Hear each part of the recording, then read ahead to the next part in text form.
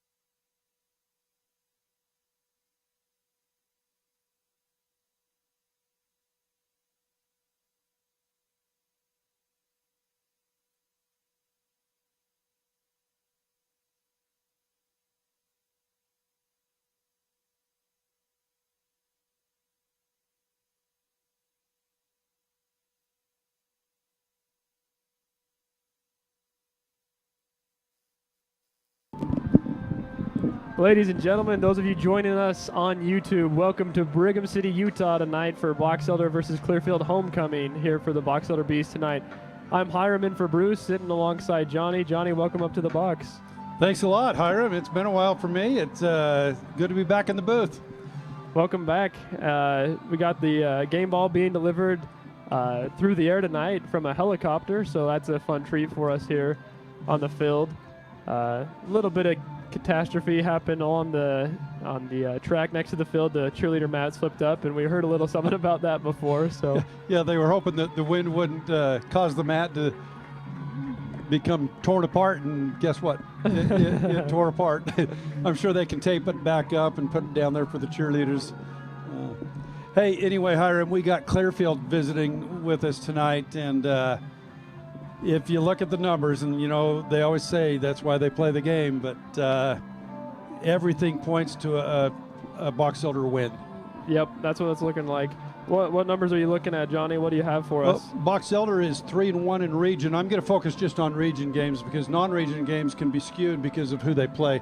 But in region games, Box Elder's 3-1, Clearfield's 1-3. In the common opponents, Box Elder lost to Fremont 30-48, and you know it was close for much of that game. It was. Clearfield lost 6-63. Against Roy, Box Elder beat Roy 49-14. Clearfield lost to Roy 21-28. And then against Bonneville, they both won, but Box Elder won 60-27, and Clearfield won 35-19. So, you know, one comparative score can be skewed by injuries or weather or something, but I think three of them that all trend the same way, I think that means something. Yeah, things are definitely looking towards the Beast's favor tonight in this homecoming game. Box Elder is looking for another 9-win season, the first time since 2023-24. So they'd have to win out this season and then win some playoff games. But that's looking like a likelihood. This team has proven themselves, especially on the offensive side of the ball. Well, and to your point, Box Elder in region games, once again, I'll just focus on region games. They've had 4, but Box Elder's averaging 36.5 points to Clearfield's 17.25 points. That's a pretty big difference. And defensively, Box Elder's holding their opponents to 23, whereas Clearfield's opponents have been scoring 36. So, you know, you would look at it and say, what, 36-20 is a final score type thing, but I think Box Elder's going to do even better than that. Yeah, it's going to look like a good night for Judd House and company. We've got the national anthem being brought to us by Rhett Hansen on the guitar, so we'll turn it over to the field for that.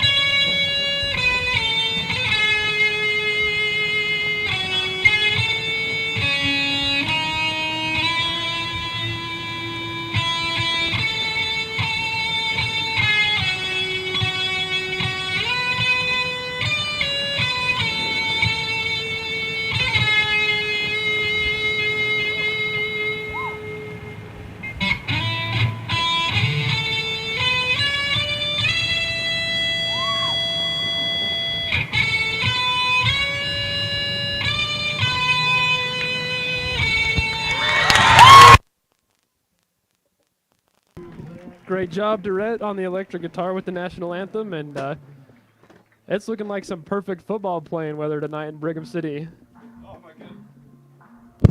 It is 75 degrees, clear. I think by the end of the game it might be 68. It could not be better. No, especially last week we were haunted by thunderstorms and lightning against Fremont. Made things a little interesting, but tonight looks like just perfect conditions for some football. Well, and it's important for the sophomores who are on homecoming day are heading up to the B to light the B. That's right. Good weather is always wanted for that. Yeah, we've got a full slate tonight with homecoming, like you said. We'll have a good halftime show. We'll recognize some royalty and probably see some performances from the drill and other teams, and obviously lighten the B. So right now we're getting ready to watch the Box Elder team take the field for the last time this season. At least home. At least, yes. Thank you for catching me there. Last game at home this season. So we got a little senior night mixed in with homecoming. So a good opportunity for Box Elder to end the home season on a good note against Clearfield tonight. Well, and it's fitting that on homecoming you and I are both alumni. That's true. We're quite a few years apart, but I'm the class of 80. You're the class of 2020. That's right. So 40 years apart. Well, yeah, it is fun to be here. It's a fun atmosphere for sure. Reminds me of the good old days, I guess you could say, looking over at the student section, also known as the Hive over there. Getting excited for this football game tonight. So right now we've got the captains taking the field for both teams for Box Elder. It's same captains we've seen before. Number 32, we got Logan Cephalo. Landon Harding's out there wearing number 11. Caden Reyes in 16. And Chance Richards is number 73 for the Box Elder Bees. And then for Clearfield, can't really see numbers on those guys right now, but we'll bring those to you as we see them. It looks like Zach Clough, a senior defensive back for the Falcons and some other teammates. So Aldrich Kelly, number 8. And yeah, I can't see the other two for now. But going back to what you were saying, this is a good opportunity for Box Elder to really prove themselves and everything that they've worked so far this season against Clearfield. You and I were talking before the game, and we were talking about how well Box Elder's offense has performed. To give the listeners or viewers, I guess in this case, an idea, Clearfield has scored 17 touchdowns total for the whole team. For Box Elder, Judd Howells has scored 17 touchdowns himself, and that speaks volumes to who he is as a football player. I really think the only way, there's a couple of ways that Clearfield can stay in this. One is turnovers, and that's always the wild card. The other one is they have to shut down Judd Howells. If they don't shut him down, they don't win. It's that simple. Yep. Judd Howells has been an animal this year. Well, he's averaging over 7 yards a carry. It doesn't take a genius. I got a degree in finance, but you don't need that to know that if you get 7 yards plus per carry, you're going to do well. Yeah. You know, I'm studying animal science, so I don't do a whole lot with math, but I would – 7 yards a carry, that's a first down every couple of plays, if I'm not mistaken. Absolutely. And you know, when they do that, because Box Elder does run the ball quite a bit, it keeps their defense on the field a lot, because it's long, sustained drives a lot of times. Yeah. We've seen Box Elder wear down some good defenses doing that. Clearfield does have a couple of their players who have a fair amount of sacks, 4 and 5 sacks each. But Box Elder doesn't drop back to pass a lot. No. So I don't know that that's going to really come into play very much for them. You know, that's one thing. If they can stop Judd on first down, second down, and make a third and long, then that bodes well for them. But even Box Elder has shown that they aren't afraid to run the ball on third and long. Yeah. And when you've got a guy that averages over 7 yards a carry, why not? Yeah. Well, and then every once in a while, you'll have Caden Reyes take the ball. He averages over 7 yards a carry. So you can't just key on Judd. No, in fact, we've seen that quite a few times. Last week against Fremont, several touchdowns actually came from Bridger Richards and Caden Reyes for the same reason. Everybody saw Judd Howells out there, expected him to take the ball, but Box Elder has a lot of other capable runners who made some noise last week. But if you're the defensive coordinator of any team, Judd Howells is your focus. Absolutely. You stop him and you have a chance. If you don't, I just don't think that any team can can beat Box Elder. I didn't look at the stats of the 2 games they lost, but my guess is that Judd didn't go off on him. You know, last week against Fremont, he had a pretty good game, but it was just the turnovers, like you said, that gave Fremont a chance, back-to-back turnovers that kind of pulled them ahead a little bit, and then they just sustained that. So Box Elder will be kicking off to start the game. It'll be number 88, Jordan Hansen, the sophomore, kicking things off for Box Elder. Back to receive for Clearfield is Landon Hiddle, and it looks like Bryson Ridge. So we're ready to get this thing kicked off. Here goes Hansen's kick. A good kick, but it looks like it will be returnable. Oh, fumble on the kickoff, but is able to pick it back up and get some decent yardage. Had a little bit of a hole. Is able to get back to the 21-yard line, maybe give it to the 22 on the return for Ridge. He kind of took that from a bad situation and made it decent. You know, a lot of times you see that when they muff the catch, because then the defense kind of lets up a little bit for whatever reason. It's never made sense to me. But, no, they start off. It's hard to go, 79 yards. Yeah. And, excuse me, I believe that was actually Easton Harmon on the return, not Ridge. So for quarterback, to start things off for Clearfield, it's number 12, the sophomore, Brick Barlow. One man straight behind him in the pistol. Barlow claps his hands and looks to roll out to his right. He wants to pass, a little pressure, and the ball was intended for number 8, Alra Kelly, but incomplete on first down. You mentioned a little pressure. It's really important that Clearfield doesn't throw it a ton, but it's important that when they do throw, that Box Elder get pressure with their front 4. Yeah, and they've proven capable of getting back there and making some noise. Definitely, like you said, Johnny, a good chance to do that tonight against Clearfield. What is Brick Barlow's percentage right now? His completion percentage on the season? 57.5%. So like you say, a little bit lean towards the run a little bit more, and that time they'll go right up the middle to Sean Brandt. I believe he's their leading rusher, and there's nowhere to go. He's just swallowed up by the front 4, the Purple People Eaters. Yeah, Brandt has had, coming into this game, 95 carries for 609 yards for 6.5 yards per carry, 5 touchdowns. Not bad numbers either. He's an adequate runner. So it looks like 3rd and 10 now for the Clearfield Falcons on their own 22-yard line on the opening possession of this one. Barlow snaps his hands and flags fly. Offside on defense or encroachment. So that'll make a 3rd and 10 a little bit more manageable, 3rd and 5. Now Clearfield runs the ball 62.5% of the time and throws 37.5%. So a little surprising that they came out throwing. Maybe trying to throw the defense off there. Not a bad idea.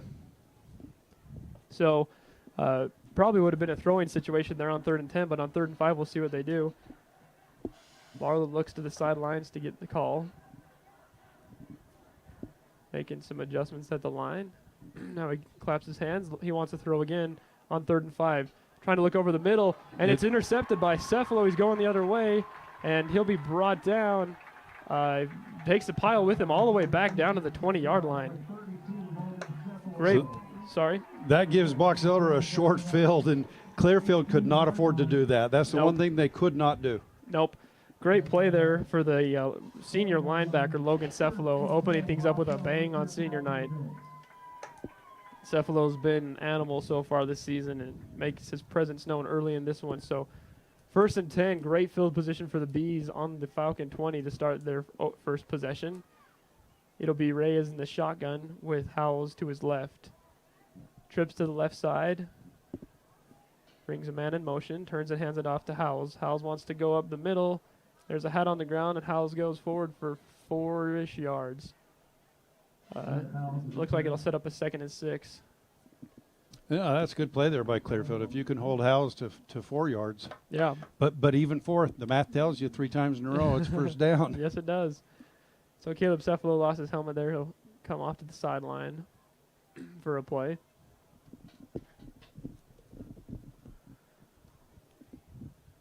Reyes with Howells right behind him in the shotgun. And he wants to throw a screen play outside. Looking to Bushnell. Bushnell will go forward. Cameron with the catch. And he'll be near first down yardage around the 10-yard line.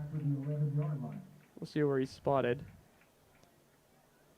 Must be a little bit short. They're not, well, no, they're not moving the chains. Nope. Looks like it'll be 3rd and about a yard to go. This is Judd Howell's time right here. Yes, sir.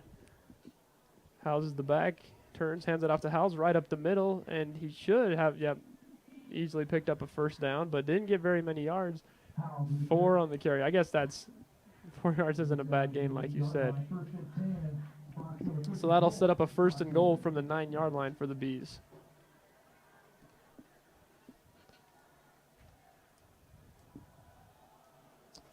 Reyes comes off to the sideline to get the play.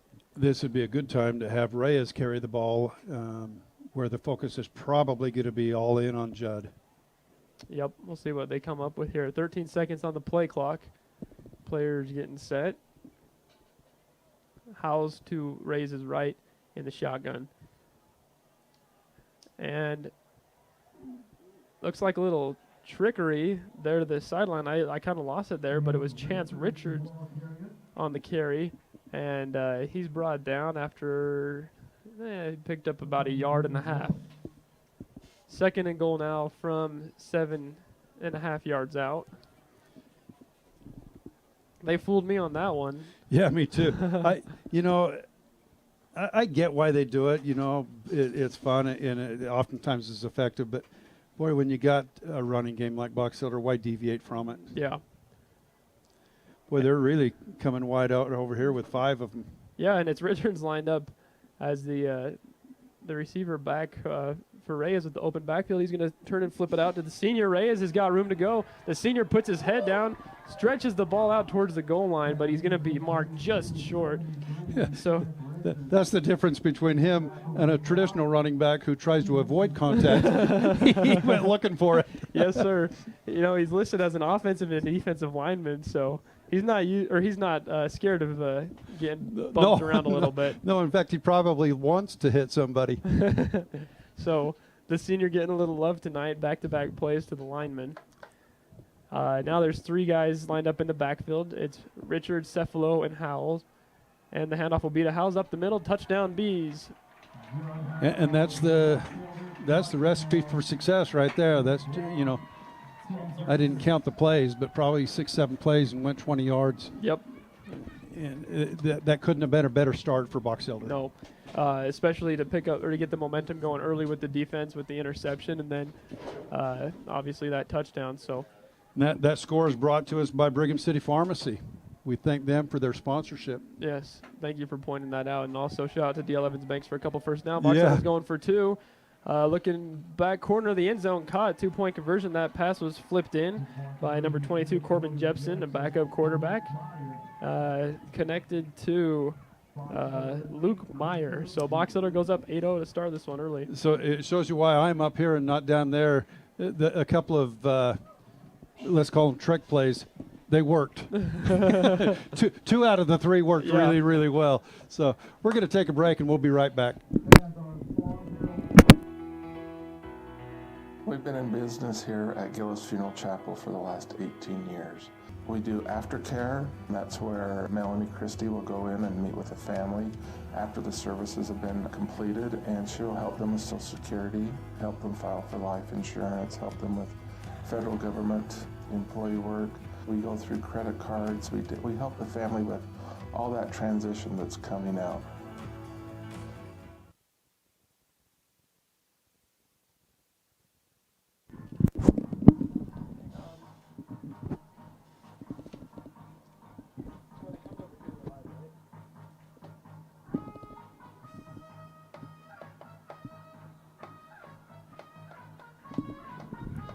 Welcome back after the break. Box Elder up on top 8-0 early on in this one, 8:34 to play in the first quarter. And Jordan Hansen's getting ready to kick it off already, just a few minutes into this one. So Hansen's kick back to receive is Ridge, and this time he'll bring it right out. He's got a little bit of room to run across the 25 up to the 30, and there he's met with this swarm of Box Elder Bees, and he'll go down at the 31-yard line. So good return for Ridge.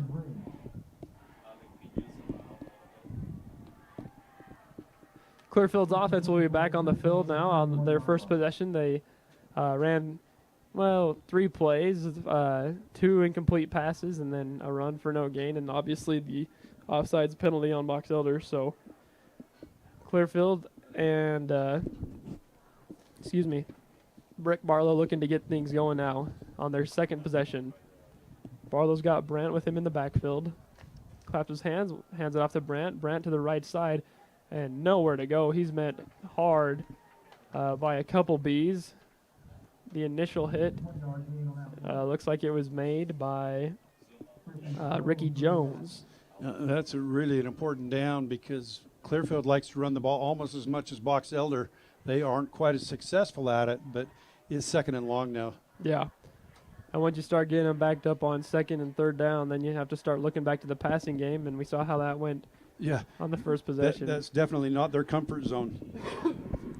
Barlow wants to pass again. This time flips it over to the left side into the flat, and pickup of about 7 yards, so it'll set up a 3rd and 3 completion to number 1 Landon Hiddle, the senior receiver for Clearfield. And one thing I noticed looking at Clearfield coming into this game, they've got a lot of sophomores on their roster, so trying to build something there. They haven't had a winning season for several years.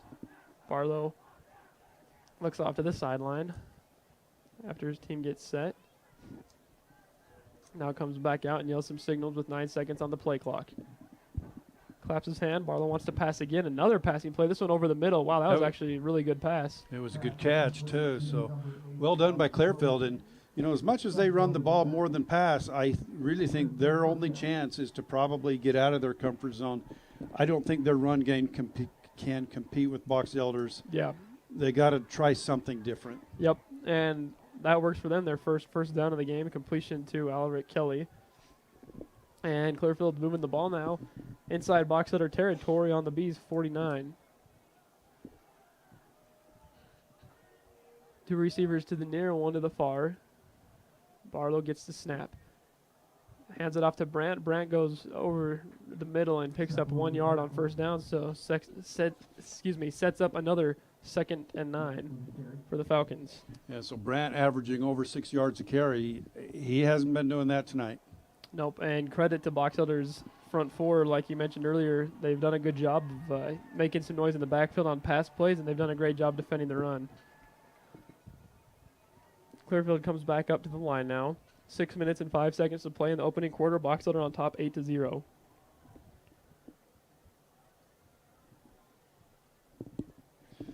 We're at 7 seconds on the play clock, and they're still trying to figure out what to do.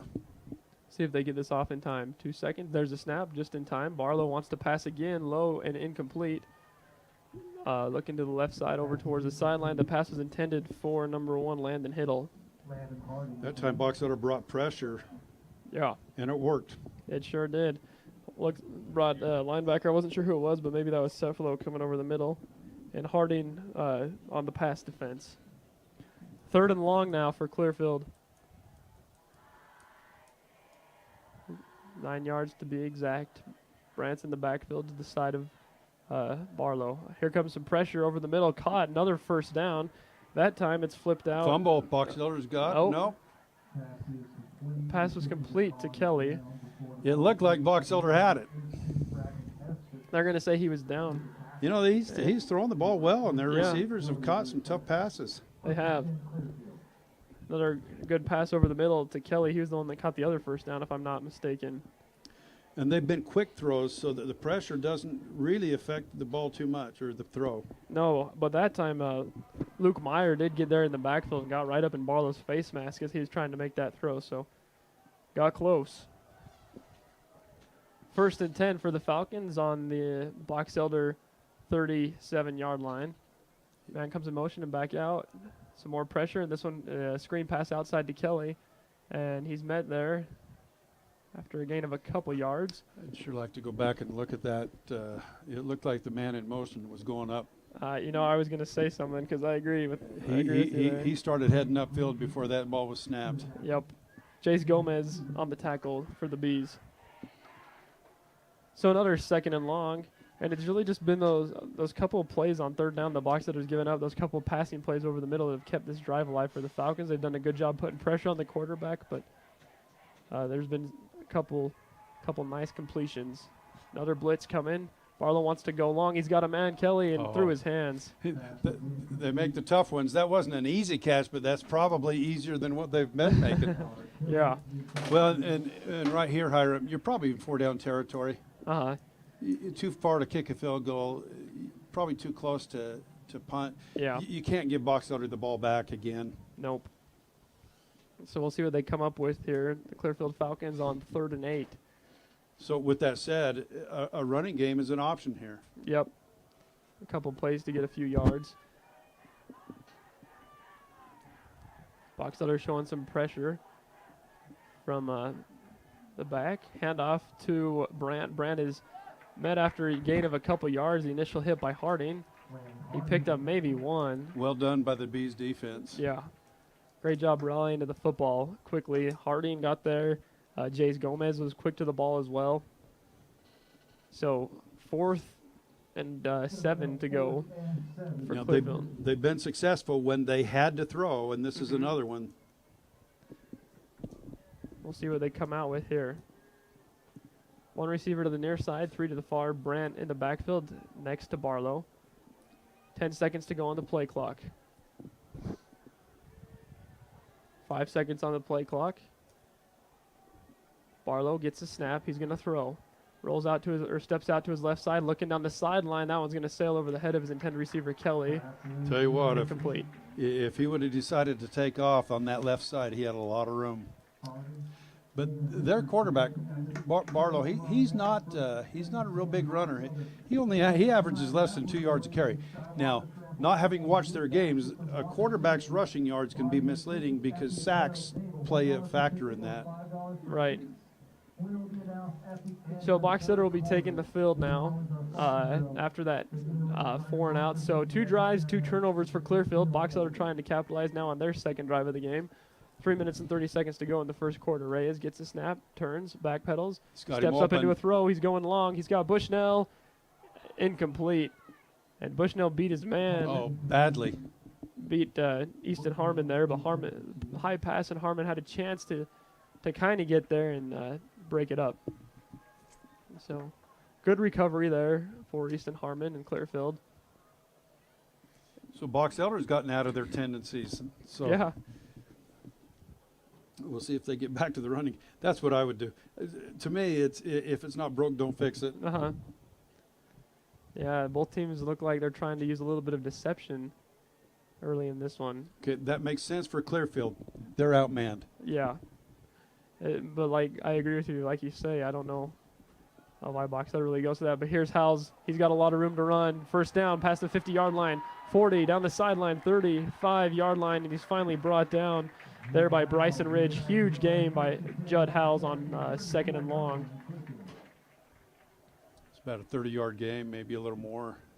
That's one thing that Howes is great at. He's really good at running through contact, but also just hitting the gaps and hitting them fast and hard, and getting past that, the linebackers and the front linemen, and then just burning down the sideline. Reyes throws the screen out to Bushnell. Bushnell trying to work the sideline. He's going to have near first down yardage. You know, simple passes like that, and they've done a couple of them. It's almost just an extension of a run game. Yeah. First down brought to you by DL Evans Bank. Sorry we haven't been calling your name a little bit out of practice. They'll get plenty of chances. So Box Elder now on Clearfield's, on Clearfield's 23-yard line. Reyes has got Howells and Cephalo in the backfield.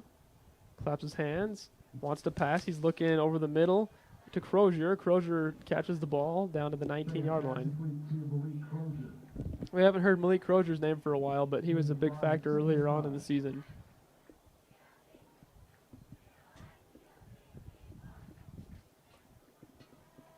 Box Elder on top of this one, 8-0 if you're just joining us, with 2 minutes and 20 seconds to go in the first quarter. Clearfield's had 2 possessions that ended in 2 turnovers. Box Elder now on their second possession trying to find pay dirt. Handoff to Howells. Howells goes over the middle, and he just keeps moving the pile forward. And he'll be down near the first down line, gain of 5. They're going to mark him short by about the length of a football. So it'll be 3rd and we'll say 1, but inside a yard to go on 3rd down. On the last possession, this is where we saw some trickery with Chance Richards carrying the ball. We'll see what happens here. Well, and if they think it's 4-down territory, you may see that again. If not, then I think you give it to Howells. The tried and proven method. And there's the handoff to Howells. 1st down. He charges forward inside the 5, stays on his feet, takes a nasty hit inside the 5-yard line.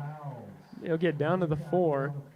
1st down. Good run by Judd Howells, just keeping a play alive after taking a few hits. Gained every single one of those yards after contact. He's going hurry. Reyes snaps his hands, handoff back to Howells, bumps out to the right side, and he's going to be, close, into the end zone. Touchdown, Bees. That touchdown brought to you by the Brigham City Community Pharmacy. Hopefully we'll get to say their name a few times tonight. Yeah, this time Box Elder is going to kick. They have struggled a little bit with PATs. They've missed about 5 on the year. I don't know if that's a kicking problem, a holding problem, or a snap problem, but they're lining up in a funky way. They'll probably bring it in if they don't like the setup. And it looks like we have a timeout taken by Clearfield, so we'll take one too, and we'll be right back. Box Elder on top of this one, 14-0. Investing in your education is an investment in yourself. Open doors with a degree from Utah State University and find your path to a more rewarding future. Reach your goals by attending USU Brigham City while staying close to home and saving money. Give yourself a chance to see the return. Your way, on campus, online.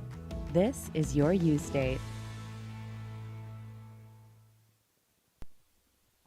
George's has been a part of the Brigham City community since 1956 and has always guaranteed the best prices on tires. But did you know that George's does service work too? Brakes and belts, hoses and transmissions, alignments and oil changes. We do it all. The next time your car makes... And we're back. Box Elder to attempt a point or points after touchdown with Hupp and Corbin Jepson. So Jepson the holder. Hupp will be back to kick this one. So with Box Elder lining up in a unconventional formation, it forces Clearfield to take a timeout. Timeouts are precious. They are. And we've got a pre-snap infraction. It's probably a good thing, even if it's against Box Elder, because the snap was rolling along the ground. So that will be against the Bees. Take them back 5 yards. And we'll see if they keep Hupp out there to attempt another PAT, this time from 8 yards out. So I may be mistaken, but it looked like Hupp lined up to kick that last one left Yes, footed. I was thinking that was a high snap. He knocks that one through the uprights. Excellent job there by the holder. No, you're right, because that first time he was lined up as a left-footed kicker, Yeah. and this time it was right. So I don't know what was going on. Well, But no, you weren't seeing things. I saw the same thing. Okay. So with 1:13 to go in the first quarter, Box Elder on top, 15-0. We'll be right back.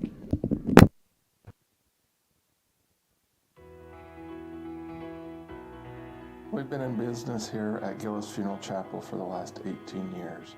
My wife Lori and I have always felt that family is important, and when you have a family-owned funeral home, you get personal attention than you do than the big corporate funeral homes that are in the area. A lot of funeral homes will just say, here's your bag and thank you for letting us do your services, but we like to go one step further ahead.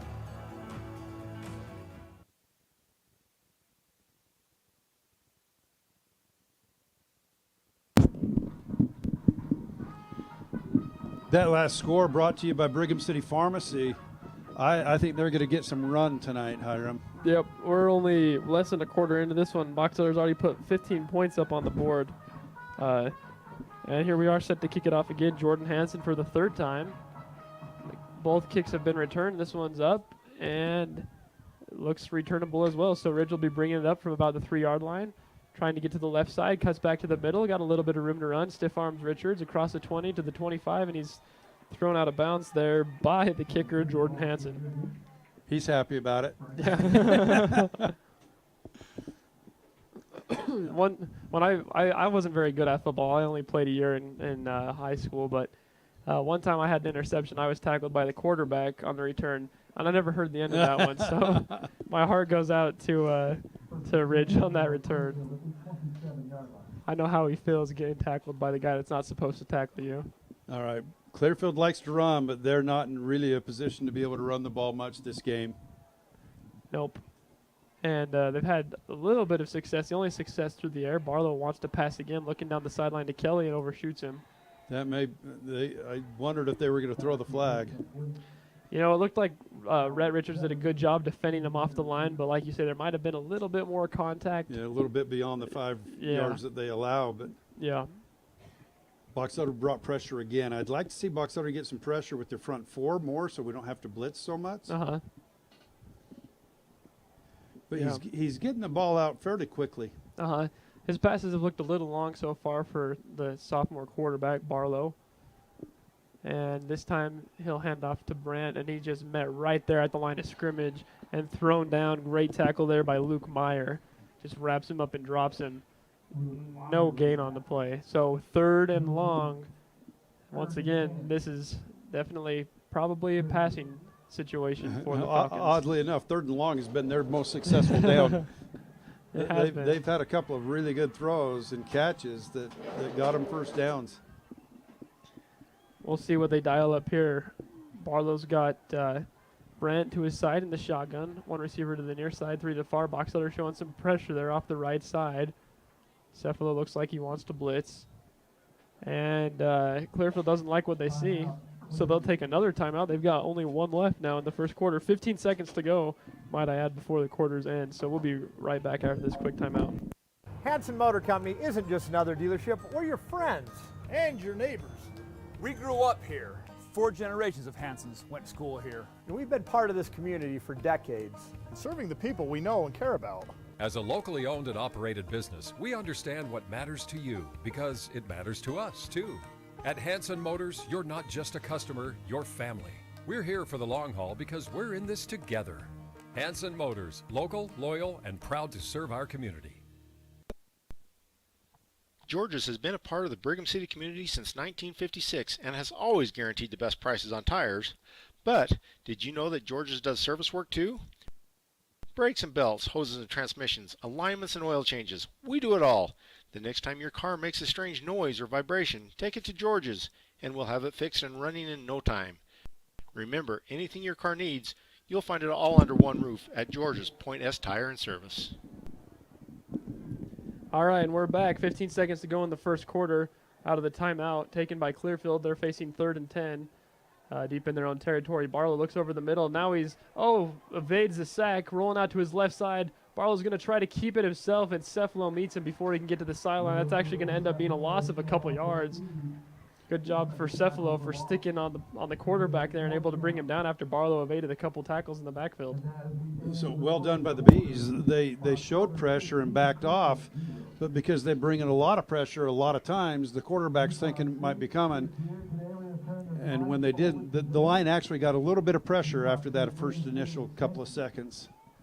So that's the end of the first quarter. The Bees up 15-0. We'll be right back. What if you really could have it all? At Exit Realty, we believe the home you want is right there. Right there. And we'll help you find it. You can count on us. And you thought we just sold real estate. We are Exit Realty. Think smart. Think Exit. Contact Stephanie Dixon, your Exit Realty Advantage agent at 801-710-5542. Again, Stephanie Dixon for all of your real estate needs. We've been in business here at Gillis Funeral Chapel for the last 18 years. My wife Lori and I have always felt that family is important, and when you have a family-owned funeral home, you get personal attention than you do than the big corporate funeral homes that are in the area. A lot of funeral homes will just say, here's your bag and thank you for letting us do your services, but we like to go one step further ahead. All right, so Clearfield set to punt things away here. We have a little timeout show going on right now while the game's being played, so that punt is fair caught by Corbin Jepson. Great field position for the Bees again, starting at the 40. punter on that one was Tayson Fisher, number 21. But yes, like you say, Johnny, great field position. Box Elder starting on their own 40. Box Elder really hasn't had poor field position yet tonight. No, they started off at Clearfield's 20 after the pick, and then I don't remember what the other one was, probably near the 30. Yeah. And both times they've proven they can get to the end zone quickly. So on 1st and 10 from the 40, from the Clearfield 40, Reyes brings Richards in motion and turns and hands it off to, it looks like that might be Richards on the carry. No, that's House. I should know better. 1 yard gain. 1 yard gain. If in doubt. 1 yard gain, and he swallowed up there at the line of scrimmage. We'll give credit to James Tafia for the Falcons on the tackle.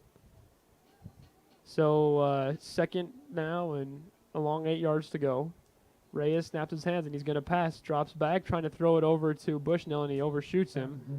That time, Clearfield had some pressure there in the backfield.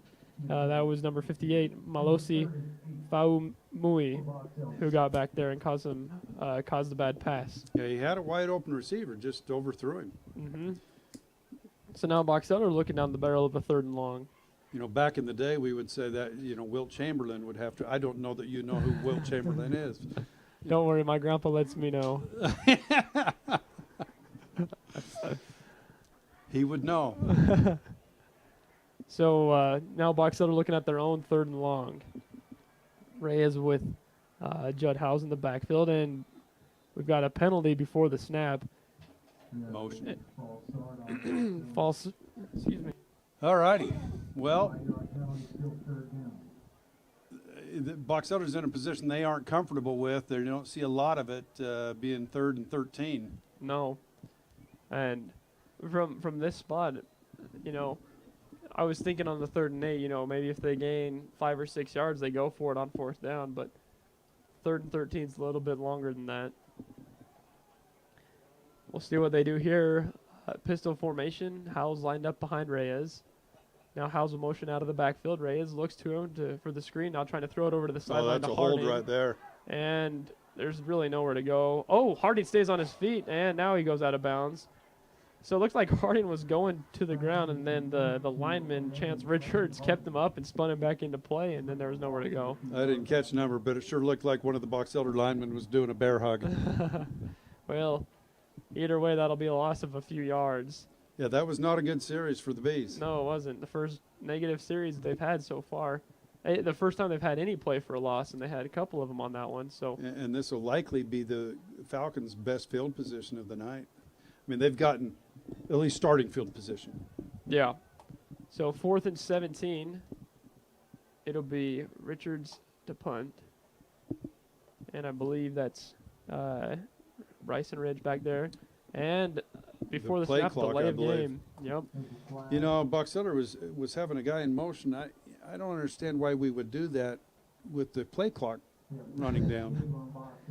So 4th and 17 down to 4th and 22, and now Ridge is standing at about the original line to gain to catch this punt.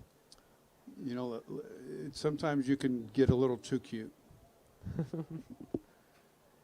So now Cephalo will be punting with his feet planted on his own 14-yard line. Ridge set to return it from the Clearfield 45. This time they'll get it off in time, but a high snap. Cephalo takes a step out to his right and lets it fly. Ridge signals for the fair catch, and he'll grab it at his own 36. So Clearfield will bring the offense back onto the field, trying to get on the board, trailing this one 15-0 with 10 minutes and 9 seconds to go in the first half. And we'll just keep it here. Looks like they're not going to have much of a break between change of possession. Nope. But Clearfield is able to get their first stop defensively, bottling up the Box Elder offense. And I wonder, Johnny, if that has anything to do with Box Elder being a little bit non-conventional in terms of what they usually do. That would be my opinion. So now Clearfield with their first drive of the second quarter. Barlow quick pass, and it's a low pass, incomplete. Looking over towards Ridge on the sideline. So 2nd and 10 for the Falcons. Yeah, both teams coming out with a lot of passes, which we obviously weren't expecting. No. Especially from the Bees. I get it from Clearfield. I think they're outmanned. I think they need to do something different than what they've done. Catch Box Elder off guard. It makes sense for Clearfield. Yeah. Yeah, they really haven't had much going in the running game for Sean Brandt. Like you said, he usually averages about 6.5 yards a carry, and I don't think he's gained more than 2 or 3 on a carry. Barlow, quick pass, this time over to Kelly. Kelly catches it, and he's going to have a first down to the 50. Tackle finally made there by Logan Cephalo, the linebacker. And it's been those passes right over the middle of the field have been the bread and butter. Well, I guess the closest thing to bread and butter that the Clearfield Falcons offense has had. I think the challenge for them is they're doing something a little bit out of the ordinary for them. They usually run the ball more than they throw it. And in order to do that and go all the way down the field, you have to do it 3, 4, 5 times, and that's where they're going to come up short. I don't know that they can do that. Barlow is going to keep it again. Pressure coming out of the backfield. Catch is made by Kelly. He's met there by Richards, and then a couple other Bees come to the rescue. So Richards there on the initial hit, and there to help finish off Kelly was Jace Gomez and Talon Sumko. So 2nd and 4 yards to go for the Falcons on the Box Elder 45-yard line. The third time that they've been inside Bees territory in this game and haven't been able to capitalize on that yet. Barlow making some calls at the line. Now he's back in the shotgun. Brings Brandt over to his left side. 5 seconds on the play clock. Barlow claps his hands, and now he wants to hand off to Brandt. Brandt off to the right side, and he's tackled. The initial hit made by Cephalo, and then a bunch of other Bees bring him back. No gain on the play for Brandt. Looked like they took a long time to blow that whistle. Yeah, they did. In fact, that'll be a loss of 1, so evens things out to 3rd and 5 for the Falcons. And the run game has just not been there for Sean Brandt and his teammates.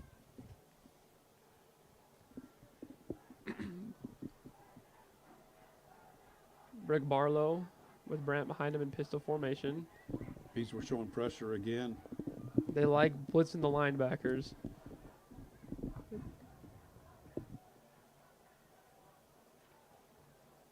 Four down on the line. Barlow drops back to pass. He's looking again over the middle, intercepted, coming back the other way, and that pass is just right into the hands of the defensive back. I didn't catch who it was. I didn't see either. I think it was number 18. We'll see who comes out, but I believe that was Bracken Hester on the interception, number 18. Yep. Bracken Hester, give him credit for the interception. He was just in perfect position to pick that one off. Flip the field, Box Elder with with more great field position to start another possession, this time on the Clearfield 46-yard line. So Clearfield has had 4 drives that have ended in 3 turnovers and a punt. And now it's Box Elder back on the ball. Reyes sends Howes out of the backfield. Reyes in pressure, rolling around. He's just running backwards. He's got to find somewhere to get the ball out, and he's still on his feet. Now he's trying to find a man, and he's got Howes. Howes back by the original line of scrimmage, and he'll charge forward for a gain of 5 yards. Reyes did a good job of extending that one on his feet. Oh, incredible job, because when he's running around back there, I thought, okay, you got to get it. He's out of the tackle box. He's got to get it beyond the line of scrimmage. Just huck it. Yeah. And he did a lot better than that. No, I'm with you. I was getting worried he might even get sacked, but Howes also did a good job sticking and sticking with Reyes and helping him have a check down. Now it's back to Howes. Howes is immediate. Oh, never mind. They tricked me. Looks like Reyes kept it and picks up a first down. He might have got it, yeah. D.L. Evans Bank first down. Yeah, thank you for pointing that out. Thank you to D.L. Evans Bank for sponsoring and helping make this possible. Couldn't do it without the help of D.L. Evans Bank and a lot of other good sponsors. Reyes with 2 in the backfield, hands it off to Howes this time, and Howes is met at the line of scrimmage, and he'll dive forward for a gain of 2 yards. 2nd and 8 for Box Elder. 6.5 minutes to go in the first half. Bees on top of this one, 15-0 on homecoming and senior night in Brigham City. getting ready for a little halftime light into B action, as well as some more performances down on the field. Reyes in the shotgun with Howes to his left, hands it off to Howes, bounces off to the right side on the sweep, stiff arms a man, and is brought down by Ridge after a gain of about 5 yards. So it'll be 3rd and 3. Yeah, and I got to believe this is 4 down. Yeah. So I would look for Howes again. If he doesn't get it this time, you give it to him again. 2 tight ends lined up on the right side. Reyes turns and hands it off to Howes, who goes up the right side. He's got a 1st down and a little bit more inside the red zone. Not a little bit more, Hiram. That was a lot more. Good call. Well, and you know, so Howes is doing his thing, right? He does it every game. I don't think we've seen Reyes take off with it. No, other than that one where I just got tricked. Yeah. So at some point, they're going to fake it to Howes, and Reyes is going to go around the edge. We'll see if maybe you can do a little announcer jinx right there. And timeout taken by Clearfield before the play. That'll be their last timeout of the half with 5 minutes and 22 seconds to go in the first. Box Elder on top, 15-0, and we'll be right back. Would you like a free pizza? Of course. Who wouldn't? So, here's the deal. Stop by Dan Price's State Farm Insurance office at 23 East, 700 South in Brigham City, and let Dan give you a no-obligation quote for your auto, home, fire, or life insurance, or even Medicaid supplements. Just for doing this, Dan will give you a certificate for a free large pizza from Pizza Hut. You've got nothing to lose. Dan has been doing this for 33 years and knows what he's doing. Dan Price, State Farm Insurance, the friendliest office in town.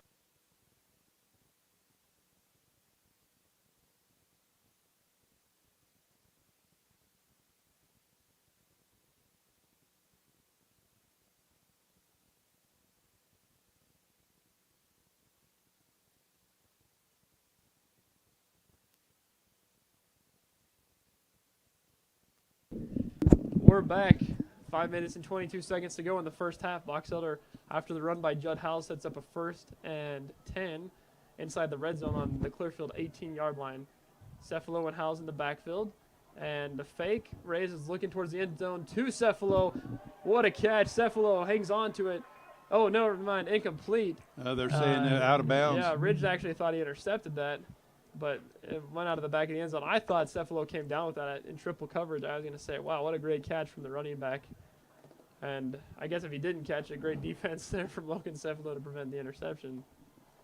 So 2nd now and 10 yards to go from the 18-yard line.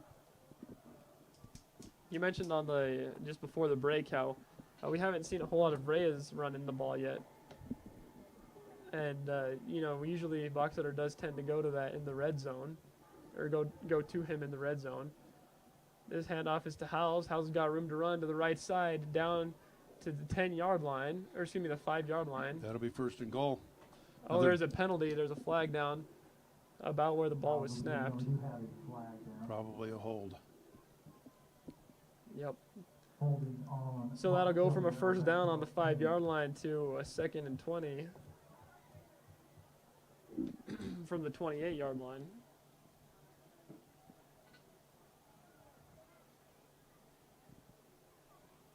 27-yard line. That's unfortunate. How's that a good run? Yeah. A couple times now we've seen penalties kind of hit Box Elder. And Reyes is in the shotgun. He wants to pass. Looks to his left side. Now throwing it over the middle, and that one is batted down. Ooh, nearly Almost intercepted. picked. Reyes caught a break there. That was number 26, Cooper Kirkham, who got his hand on the ball. And if he wasn't thinking knock it down, if he wasn't trying to be a linebacker, he probably would have intercepted that one. I had a friend who played linebacker in high school, and he calls that a linebacker interception. 3rd and 20 now for Box Elder on the 27-yard line. Keep in mind, they were down on the 5-yard line. Well, and quite honestly, it's still 4-down territory. Yeah. Even 4th and 20. So if you can get 10 here, that's a successful play. And that's going to be another false start against the Box Elder Bees offense. You know, Hiram, it seems like after they jumped out to a fairly easy 15-point lead, they become complacent. Yeah, and like you say, it's been complacency. Box Elder's been beating themselves right now. they've still been able to get some positive plays, but it's just been these penalties before the snap that have been really hurting the Bees. Hiram, I'm going to give a shout out to Brian Jepson. He is listening to us from the Gulf of America. He's on a cruise. Well, thanks for tuning in, Brian. Wow, a long third down. I'm not even going to be able to do the math on this one. We need somebody who studied finance to tell us how far they got to go. 32. Before the snap, it looks like it's going to be a timeout for Box Elder. That was a low snap. Yeah, probably a good timeout. We got 3. You know, might as well use them. You can't take them with you. That's right. So we'll take this one too. Box Elder on top, 15-0. We'll be back after this. We've been in business here at Gillis Funeral Chapel for the last 18 years. We purchased the mortuary, the funeral chapel, in 2001. My wife Lori and I have always felt that family is important, and when you have a family-owned funeral home, you get personal attention than you do than the big corporate funeral homes that are in the area. But we like to go one step further ahead. George's has been a part of the Brigham City community since 1956 and has always guaranteed the best prices on tires. But did you know that George's does service work too? Brakes and belts, hoses and transmissions, alignments and oil changes. We do it all. The next time your car makes a strange noise or vibration, take it to George's and we'll have it fixed and running in no time. Remember, anything your car needs. All right, third and forever for Caden Reyes in the Box Elder offense. Reyes wants to pass, drops back, throws a screen over the middle to Howes. Howes is going to get a big gain. Gets back up to about the original line of scrimmage. So it'll be 4th and 12 on the screen play over the middle. So a 37-yard field goal from here. I think they're going to go for it on 4th, but I think earlier in the year they would have tried it. Yeah. Well, and you know, the other thing about this, even if they don't get it, Clearfield has not proven that they can go 80 yards. Yeah. So it'll be 2 receivers in the far, 1 to the near. Reyes drops back to pass, trying to throw it to the end zone, overshoots his man. The intended the pass was to Tazon Mill, number 2. Reyes just overshot him, and so now it'll be Clearfield with the ball on the 20-yard line. And really, you know, it's not, all things considered, not an awful way to end that drive. No, when you're looking at 3rd and 32. That's the first turnover for Box Elder tonight. 4 minutes and 3 seconds to go in the first half. Bees on top 15-0. And Johnny, just during the break, you were saying how now Clearfield has a chance, should they score a touchdown, to make this a 1-score game going into halftime. Yeah, the Bees defense has to come up big. A turnover would be great. We've had 2 of them so far. Barlow keeps it himself on 1st down and goes over the charges straight up the middle on the quarterback sneak. He'll gain about 3 yards. Give him 4, 2nd and 6 for the Clearfield Falcons. This might be the first time that Clearfield has a 2nd down less than 9 yards.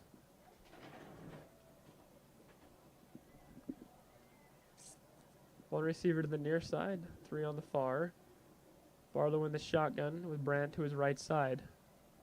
Drops back, trying to pass over the middle, and he's got a man. Brett Richards makes a tackle. He got the 1st down. That'll be a 1st down.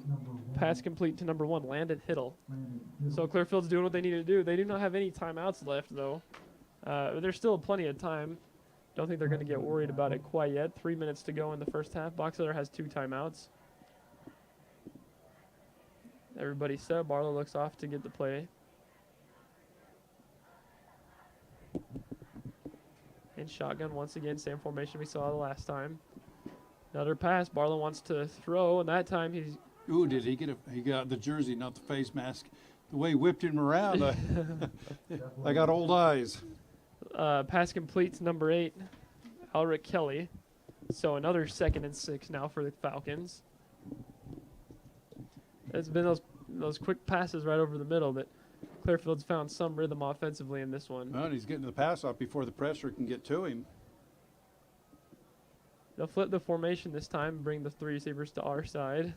Clearfield moving right to left across your TV screen or wherever you're watching the game. Barlow rolls out to his right side. He's looking deep and nowhere to go. He had a man wide open. Ridge was wide open over here on the sideline, but Barlow wanted to go long. Pass was incomplete, intended for Kelly. Okay, if the Bees can stop him here, if it's, inbounds, I would suspect Box Elder would use a timeout. Clock is stopped right now, 2:11. If you can get the ball back with a couple of minutes.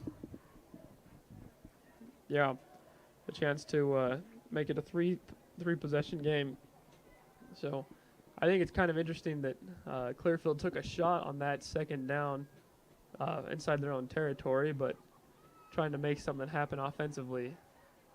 Barlow will hand it off to Brandt. This time Brandt does have some room to run, and he's going to get the first yard. Stays on his feet. He's got some room to run across the 40. Brandt across the 30, drops the ball. It's on the field, picked up by Box Elder. Wow, what a change of events. Brandt's first big run of the game. He took it all the way to the 25-yard line, and then the ball was popped out on the tackle. Great defense and recovered by number 22. That's Corbin Jepson who picked it up. So the Box Elder makes a play defensively and catches a break. And I almost feel bad a little bit there for Sean Brandt. First big play. He's been due for one of those and just didn't hang on to the football. So the Bees, they got plenty of time. They got a minute 58. They need to take advantage of this. They have 2 picks and a fumble recovery. They need to take advantage of that and score some points. Yeah. They have capitalized on 2 touchdowns with 2 turnovers. This handoff to Howes off to the right side, trying to get to the sideline, and he's brought down after a gain of 4 by a few Falcons. And we do have a man on the field. Clearfield Falcon is injured on the field. That's fortunate for the Bees, where they don't have to use a timeout. Hope all is well. Unfortunate for the player on the field. Yeah, hope all is well for him. We'll take a timeout. We'll be back after this injury timeout. Hi, I'm Ryan from Cover Up. We offer embroidery and screen printing to help you promote your business. We can also help you with your church or school groups, family reunions, or any other occasion that might require a t-shirt. So come in and see us at 47 South Main in Brigham City or 115 West Main in Tremonton. George's has been a part of the Brigham City community since 1956 and has always guaranteed the best prices on tires. But did you know that George's does service work too? Brakes and belts, hoses and transmissions, alignments and oil changes. We do it all. The next time your car makes a strange noise or vibration, take it to George's and we'll have it fixed and running in no time. Remember, anything your car needs, you'll find it all under one roof at George's Point S Tire and Service.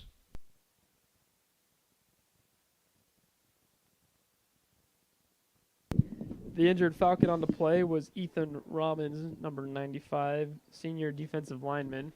And it looks like he'll be able to walk off the field, so glad he's not hurt too badly. He's walking slowly. Yeah, a little bit banged up, but he'll be all right, hopefully. No, I believe they'll start the clock as soon as they give the go-ahead to play. It won't be on the snap. Bees have 2 timeouts left. Yep, 2 timeouts, 1 minute and 43 seconds to go in the first half. Ball on the Clearfield 30. That's plenty time to go the distance. Reyes drops back after sending Howes in motion. Now Reyes is in trouble again. He's going to flip this one out of bounds to the sideline. Smart. Yep, good heads-up play there by Caden Reyes. And there's another player on the field for the Clearfield Falcons. Looks like another defensive lineman. So another timeout. And, I think we'll take one, too, because we might have a busy halftime. So we'll be right back. Bees on top of this one, 15-0. What if you really could have it all? At Exit Realty, We believe the home you want is right there. right there. And we'll help you find it. You can count on us. And you thought we just sold real estate. We are Exit Realty. Think smart. Think Exit. Contact Stephanie Dixon, your Exit Realty Advantage agent at 801-710-5542. Again, Stephanie Dixon for all of your real estate needs.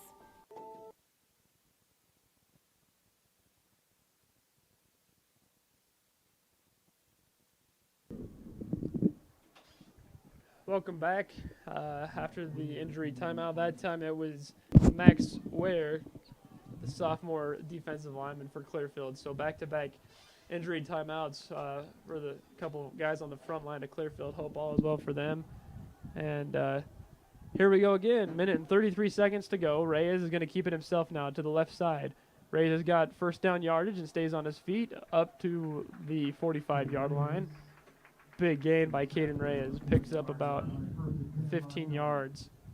First down for Box Elder. And the clock will now start rolling. D.L. Evans Bank brings you that first down. So thank you to Caden Reyes and D.L. Evans Bank. Reyes now back to throw on first down over the middle. He's got a man. Oh man. And Maddox Ernest puts his shoulder down. Oh, no. And they're going to stop. He's hurt. Yep. He's that did not look good. No, that's not good. So another medical timeout, and we'll take a break now too. Would you like a free pizza? Of course. Who wouldn't? So, here's the deal. Stop by Dan Price's State Farm Insurance office at 23 East, 700 South in Brigham City, and let Dan give you a no-obligation quote for your auto, home, fire, or life insurance, or even Medicaid supplements. Just for doing this, Dan will give you a certificate for a free large pizza from Pizza Hut. You've got nothing to lose. Dan has been doing this for 33 years and knows what he's doing. Dan Price, State Farm Insurance, the friendliest office in town.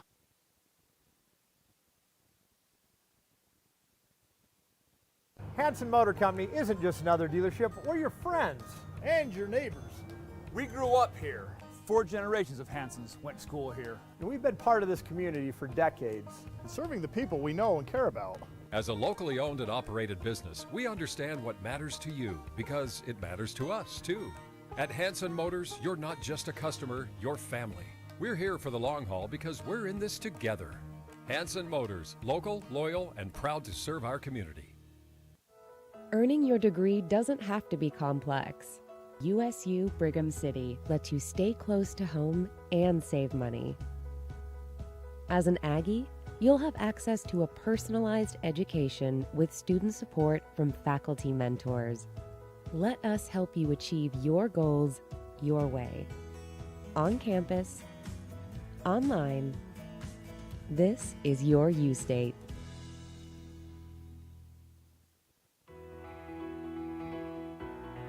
We've been in business here at Gillis Funeral Chapel for the last 18 years.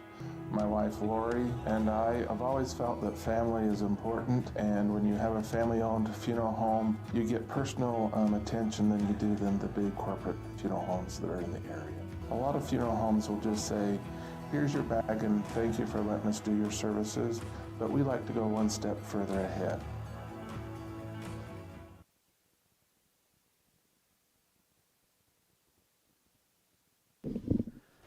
Welcome back. So if you're just joining us, Bryson Ridge for the Clearfield Falcons just took a nasty hit, and so we had another medical timeout. He's going to check out of the game. There was a targeting call against Box Elder after the big first down pass play. So I'm not sure whether it was or wasn't. The Clearfield coaches talked him into making that call because they didn't make it initially. Yeah, kind of a tricky call to make without any replay, but it did look like Maddox lowered his head a little bit into the head and neck area of Ridge. So Ray is back to throw now, and he's going back to Ernest, and that one goes out of bounds, incomplete. So it'll set up a 2nd and 5 now for Box Elder on the 50-yard line. And that'll stop the clock with 55 seconds to go in the first half. B's on top 15-0 over Clearfield here on homecoming night. Also, senior night, last home game of the season for the Box Elder Bees. We got a packed house. There's a lot of people that came out to watch us one tonight. 2nd and 5, Ray is with Howells in the backfield. Now Howells in motion out of the backfield. Reyes looks over to set up the screen play to Howells. Great block there by Ernest, and Howells has got some room to run down the sideline, and he's going to pick up a first down to the 25-yard line. Box Elder trying to go quickly. They do have a couple of timeouts. The clock stops until they get it set. Now it's going. Box Elder quickly to the line of scrimmage. Reyes with Howells to the right side, wants to pass again, looking left and picks it up. Now Reyes is going to roll out to his left side and throw it down to Cameron Bushnell, who makes a good catch on the sideline before going out of bounds. First down to the 14-yard line. So another first down for Box Elder. That time it'll stop the clock for good as Bushnell got out of bounds. 33 seconds to go in the first half. that first down brought to you by D.L. Evans Bank. First down and 10 yards to go. Box Elder has to get to the 5-yard line as the ball is spotted on the 15. And there's going to be another pre-snap infraction, false start for Box Elder. So back it up 5 yards. And it was in this similar area where Box Elder worked themselves into a hole a couple possessions ago. 1st and 15 now, with 33 seconds to go in the first half. Reyes comes over to the sideline to get the play. Play clock is at 17 seconds.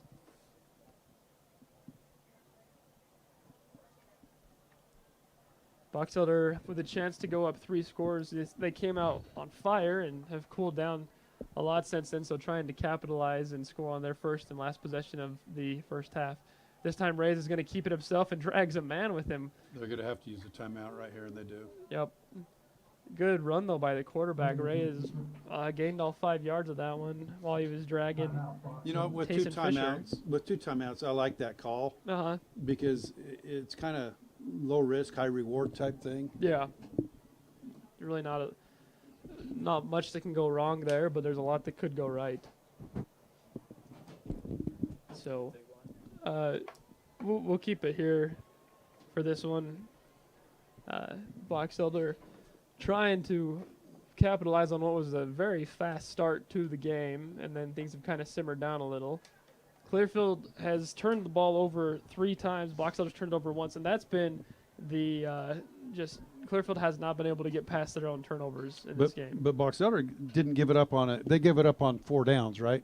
Yeah. So no picks, no fumbles, whereas Clearfield's had 2 interceptions and a fumble, and Box Elder seems like they took advantage of one of them. Uh-huh. Because other than that, they really haven't made them pay too much. No, they are trying to take advantage of a Clearfield fumble after a big run gain. Sean Bryant had the ball poked loose, and Box Elder's turned that into what's been a long drive as they're now inside the red zone on the 18-yard line. Reyes drops back, empty backfield. Now the pressure's coming. Reyes still looking downfield. He's going to keep it himself, and he gets back up. Get out of bounds. And he's going to stay on his feet now. First down. There is a penalty on the play. Reyes bounces out of bounds at about the 4-yard line. You know, that's silly because where that flag was, I'm assuming it's a hold. It really, I don't think Reyes needed that block. No, it was well outside of the play. I didn't catch that signal. Me neither, but it will be against the Bees.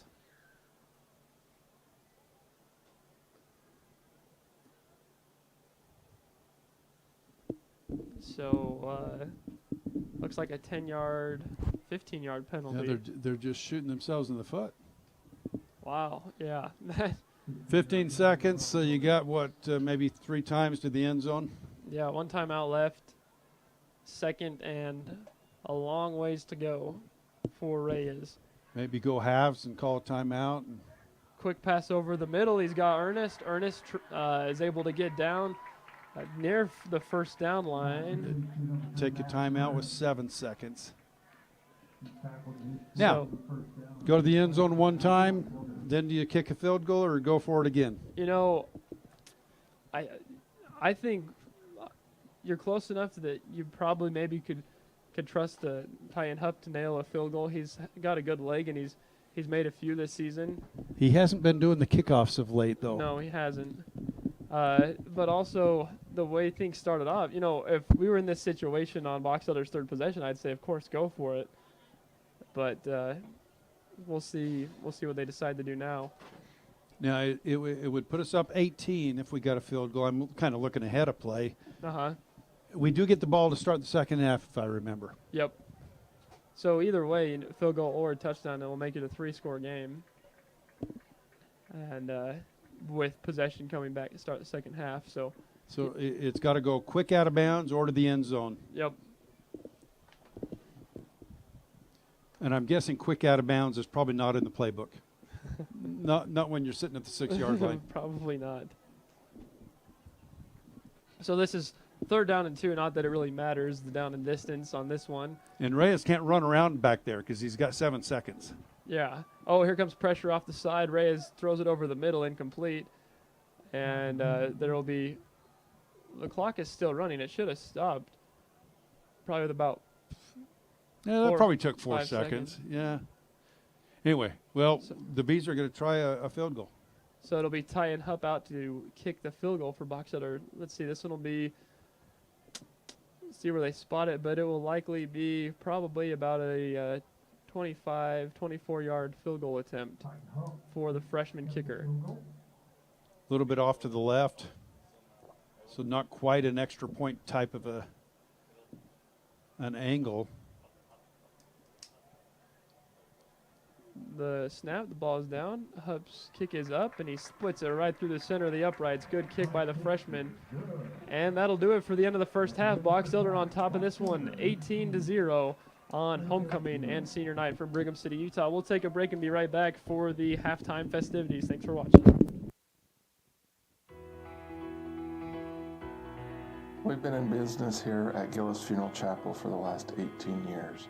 We do aftercare. That's where Melanie Christie will go in and meet with the family after the services have been completed, and she'll help them with Social Security, help them file for life insurance, help them with federal government employee work.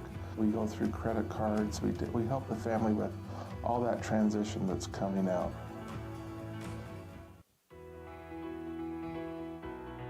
We've been in business. Good evening, ladies and gentlemen. Welcome to Box Elder High School's homecoming halftime presentation. We'd like to thank you all for coming, and we hope you enjoy the show. The tradition of lighting the bee on the mountain east of the school during homecoming halftime began in 1942. Please turn your attention to the mountains east of Brigham City.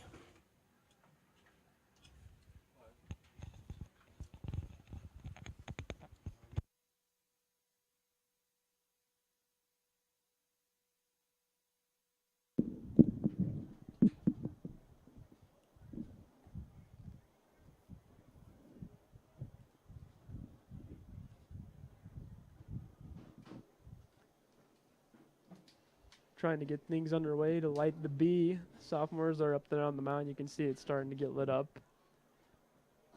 Marching band's ready. We got the cheer team standing on the sideline, and the Rockettes are making their way onto the field, so it should be a good halftime performance tonight to honor a lot of seniors. A lot of people have put in a lot of hard work. What do you mean, seniors, Hiram? It's homecoming. It's all about us. That's true. They're honoring us tonight. Hey, look at that. There's the bee shimmering up on the mountain. Box Elder students and fans, to show your support to our sophomores lighting the bee, we ask you to light up your phones and wave them in the air to show them we are so proud to be a part of the Hive.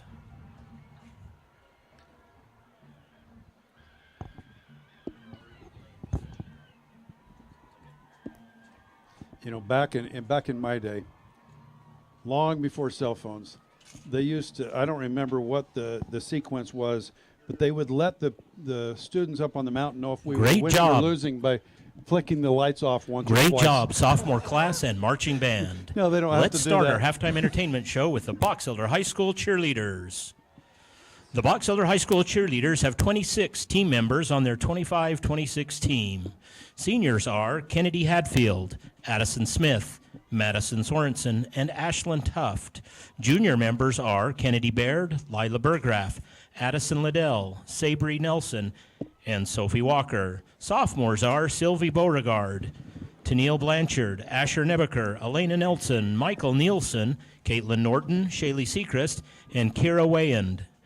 The freshman members are Hazley Anderson, Bobby Clausen, Camille Hadfield, Darcy Hansen, Lila Howells, Ava Jepson, Cray Norton, Andrea Richards, and Mackenzie Thackeray. The routine tonight was choreographed by Addison Smith. The cheerleaders would like to thank administration, coaches, the student body, and especially their parents for all of their support so far. Let's welcome our Box Elder High School cheerleaders to the field.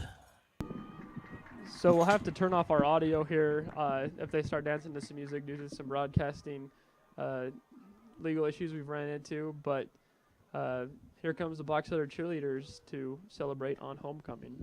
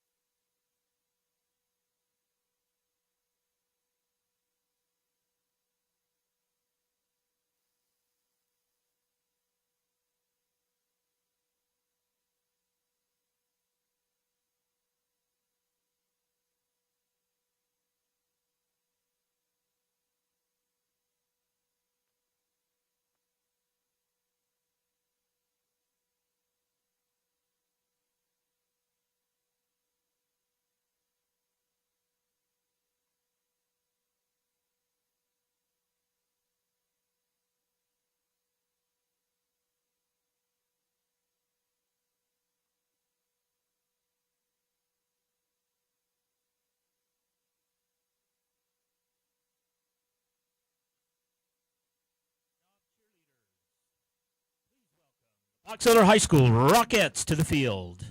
Leading the team this year are President Kendall Davis, Vice President Marley Young, Dance Captain Hope Canfield, Military Captain Cameron Ray, Hip Hop Captain Grace Doman, Pom Captain Michaela Barton, and Co-Captains Zaira Coronado and Peyton Locasio, Tumbling Captain Avery Hyder, Unity Officer Sarah Stegan, Spirit Officer Hennessy Hansen, and Secretary Courtney Madsen.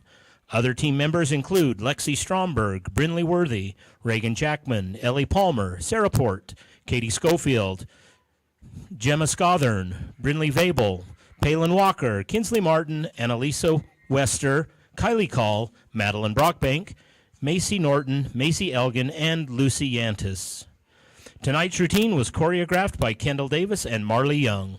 The Rockettes would like to give a special thanks to their amazing families, school staff, and the community for their continued support. Ladies and gentlemen, your Box Elder High School Rockettes.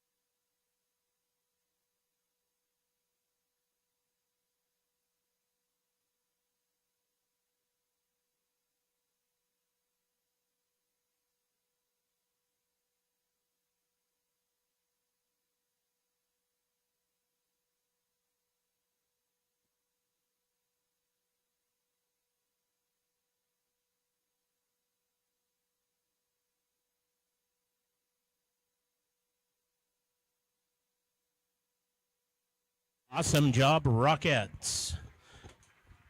Please welcome our marching band. The B Nation Marching Band is excited to continue Homecoming 2025 by performing for you tonight.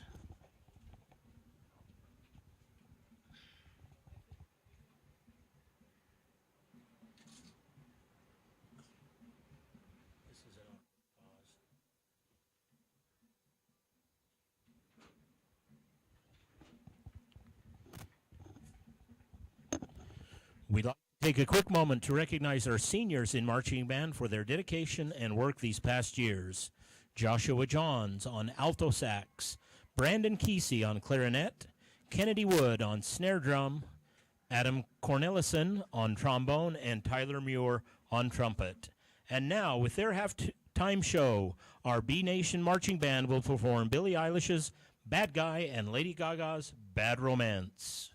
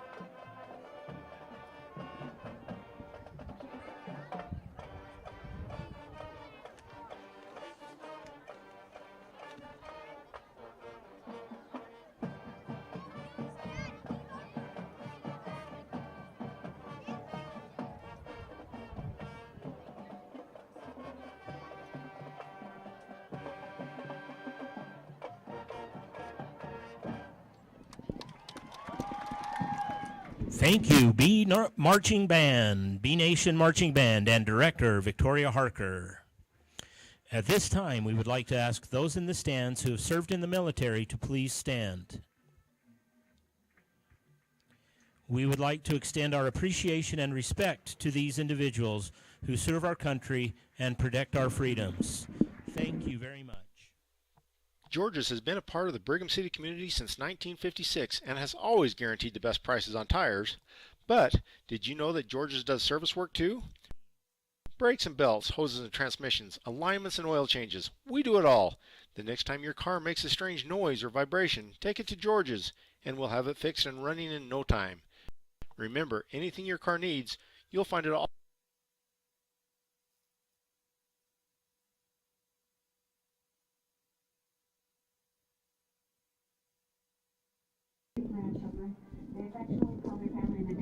Team. 9 of their grandchildren currently attend Box Elder schools, including one we've all been cheering for on the football field tonight. Clark was born in Brigham City and graduated from Box Elder High School in 1965, where he was a standout athlete and served as quarterback and captain of the football team. After serving a mission in Germany, he and Shelley met at Utah State University. Shelley, a graduate of Highland High School in Salt Lake City, was active in student leadership and later became a dedicated educator. The couple married in 1971 and lived in Chicago, San Francisco, and Hawaii before building their forever home in Brigham City. Professionally, Clark co-founded Davis & Bott CPAs here in town with his high school friend Rennie Bott. He served as Brigham City Mayor and Box Elder County Commissioner, and also enjoyed many years coaching their 4 sons on their Little League and Pony League baseball teams. Shelley cherished her role as a stay-at-home mom and was active in the PTA, 4-H, and American Legion Auxiliary before returning to the classroom, where she taught for 20 years at Lakeview Elementary. Together they've served missions around the world for the Church of Jesus Christ of Latter-day Saints and are passionate supporters of local sports, music, and especially their grandchildren's events. They continue to be a positive force in our community. Tonight, we recognize them not only for their achievements, but for the love and strength they've poured into our schools, our city, and our people. Please join us in celebrating Clark and Shelley Davis, our 2025 Box Elder High School homecoming dedicatees.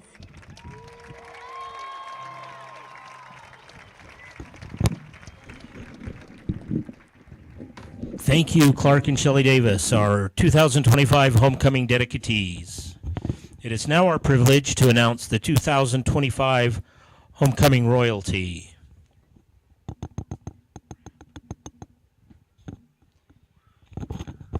Our homecoming royalty will be greeted by last year's prom queen, or that's what it says in the script, last year's homecoming queen, Olivia Saunders. The second attendants are Trevor Labram and Caitlin Oakey. The first attendants are Olivia Crane and Bryce Meekum. And the 2025 homecoming king and queen, as chosen by their peers, are Logan Cephalo and Lindsay Bott. Do we know who's standing in? Oh, he's there. Congratulations, 2025 homecoming royalty.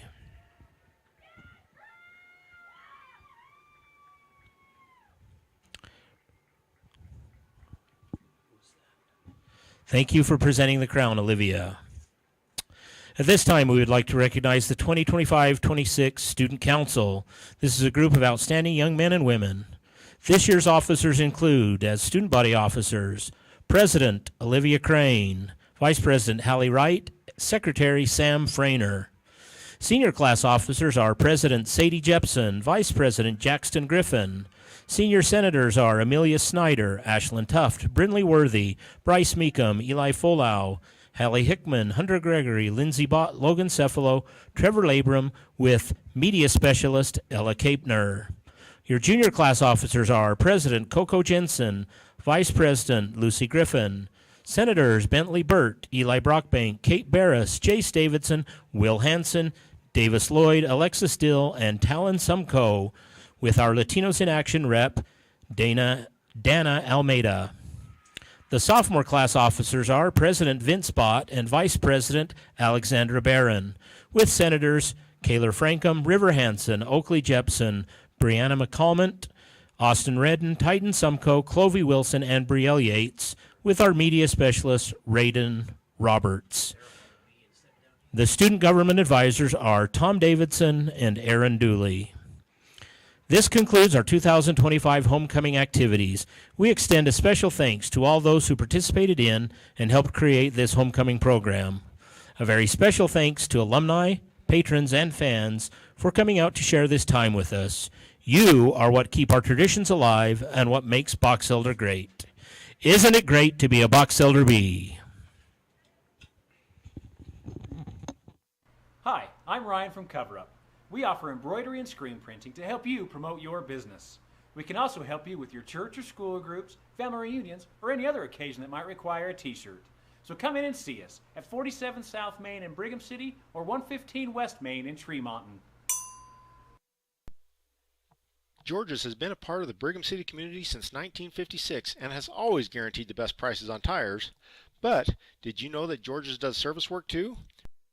Brakes and belts, hoses and transmissions, alignments and oil changes. We do it all. The next time your car makes a strange noise or vibration, take it to George's and we'll have it fixed and running in no time. Remember, anything your car needs, you'll find it all under one roof at George's Point S Tire and Service. Investing in your education is an investment in yourself. Open doors with a degree from Utah State University and find your path to a more rewarding future. Reach your goals by attending USU Brigham City while staying close to home and saving money. Give yourself a chance to see the return. Your way, on campus, online. This is your U-State. What if you really could have it all? At Exit Realty, We believe the home you want is right there. right there. And we'll help you find it. You can count on us. And you thought we just sold real estate. We are Exit Realty. Think smart. Think Exit. Contact Stephanie Dixon, your Exit Realty Advantage agent at 801-710-5542. Again, Stephanie Dixon for all of your real estate needs. Hanson Motor Company isn't just another dealership, we're your friends. And your neighbors. We grew up here. 4 generations of Hansons went to school here. And we've been part of this community for decades. Serving the people we know and care about. As a locally owned and operated business, we understand what matters to you because it matters to us, too. At Hanson Motors, you're not just a customer, you're family. We're here for the long haul because we're in this together.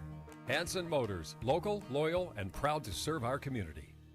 Would you like a free pizza? Of course. Who wouldn't? So, here's the deal. Stop by Dan Price's State Farm Insurance office at 23 East, 700 South in Brigham City, and let Dan give you a no-obligation quote for your auto, home, fire, or life insurance, or even Medicaid supplements. Just for doing this, Dan will give you a certificate for a free large pizza from Pizza Hut. You've got nothing to lose. Dan has been doing this for 33 years and knows what he's doing. Dan Price, State Farm Insurance, the friendliest office in town.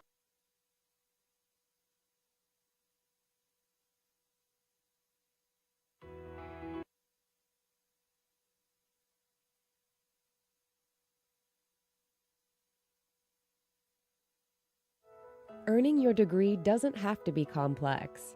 USU Brigham City lets you stay close to home and save money. As an Aggie, you'll have access to a personalized education with student support from faculty mentors. Let us help you achieve your goals your way. On campus, online. This is your U-State.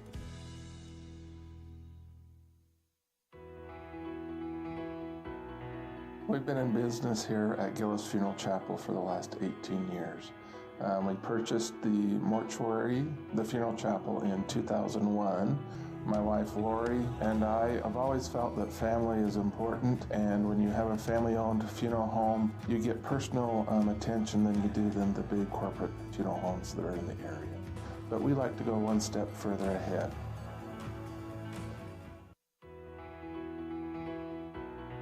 We've been in business here at Gillis Funeral Chapel for the last 18 years. We do aftercare. That's where Melanie Christie will go in and meet with the family after the services have been completed, and she'll help them with Social Security, help them file for life insurance, help them with federal government employee work. We go through credit cards. We help the family with all that transition that's coming out. Hi, I'm Ryan from Cover Up. We offer embroidery and screen printing to help you promote your business. We can also help you with your church or school groups, family reunions, or any other occasion that might require a t-shirt. So come in and see us at 47 South Main in Brigham City or 115 West Main in Tremonton. George's has been a part of the Brigham City community since 1956 and has always guaranteed the best prices on tires. But did you know that George's does service work too? Brakes and belts, hoses and transmissions, alignments and oil changes. We do it all. The next time your car makes a strange noise or vibration, take it to George's and we'll have it fixed and running in no time. Remember, anything your car needs, you'll find it all under one roof at George's Point S Tire and Service. Investing in your education is an investment in yourself. Open doors with a degree from Utah State University and find your path to a more rewarding future. Reach your goals by attending USU Brigham City while staying close to home and saving money. Give yourself a chance to see the return. Your way, on campus, online. This is your U State. What if you really could have it all? At Exit Realty, We believe the home you want is right there. right there. And we'll help you find it. You can count on us. And you thought we just sold real estate. We are Exit Realty. Think smart. Think Exit. Contacts. And we're back, ready to start off a second half of football action here in Brigham City, Utah, on this beautiful homecoming / senior night. The last home game of the season for the Box Elder Bees. And as we're getting things ready to kick off the second half, Box Elder's on top 18-0, and they will receive the second half kickoff. So, Johnny, what's been your takeaway from the game so far? Well, so far this year, Box Elder's been averaging 36.5 points.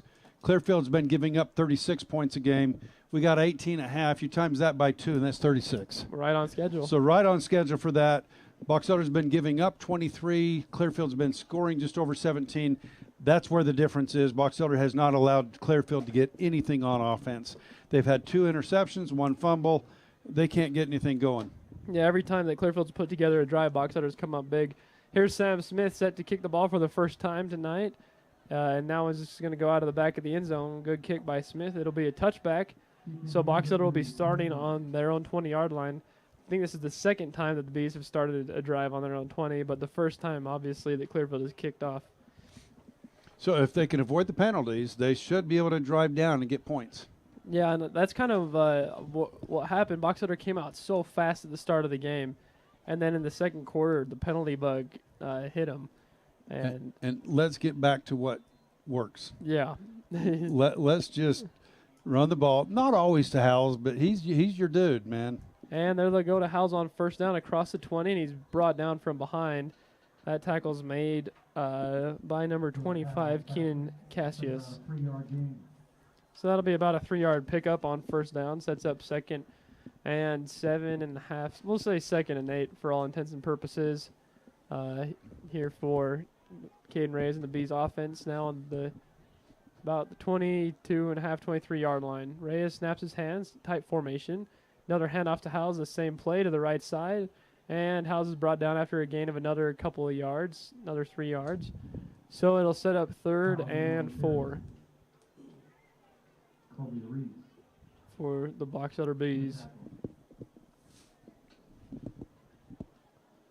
And Johnny, you kind of called it there. You said Box Elder ought to get back to what is yeah, but proven. We need to get more than 3 yards of carry out of him, but well, nonetheless, I mean, you saw it in the first. He'll go 3, 4, 3, and then bust one for 30. Yep.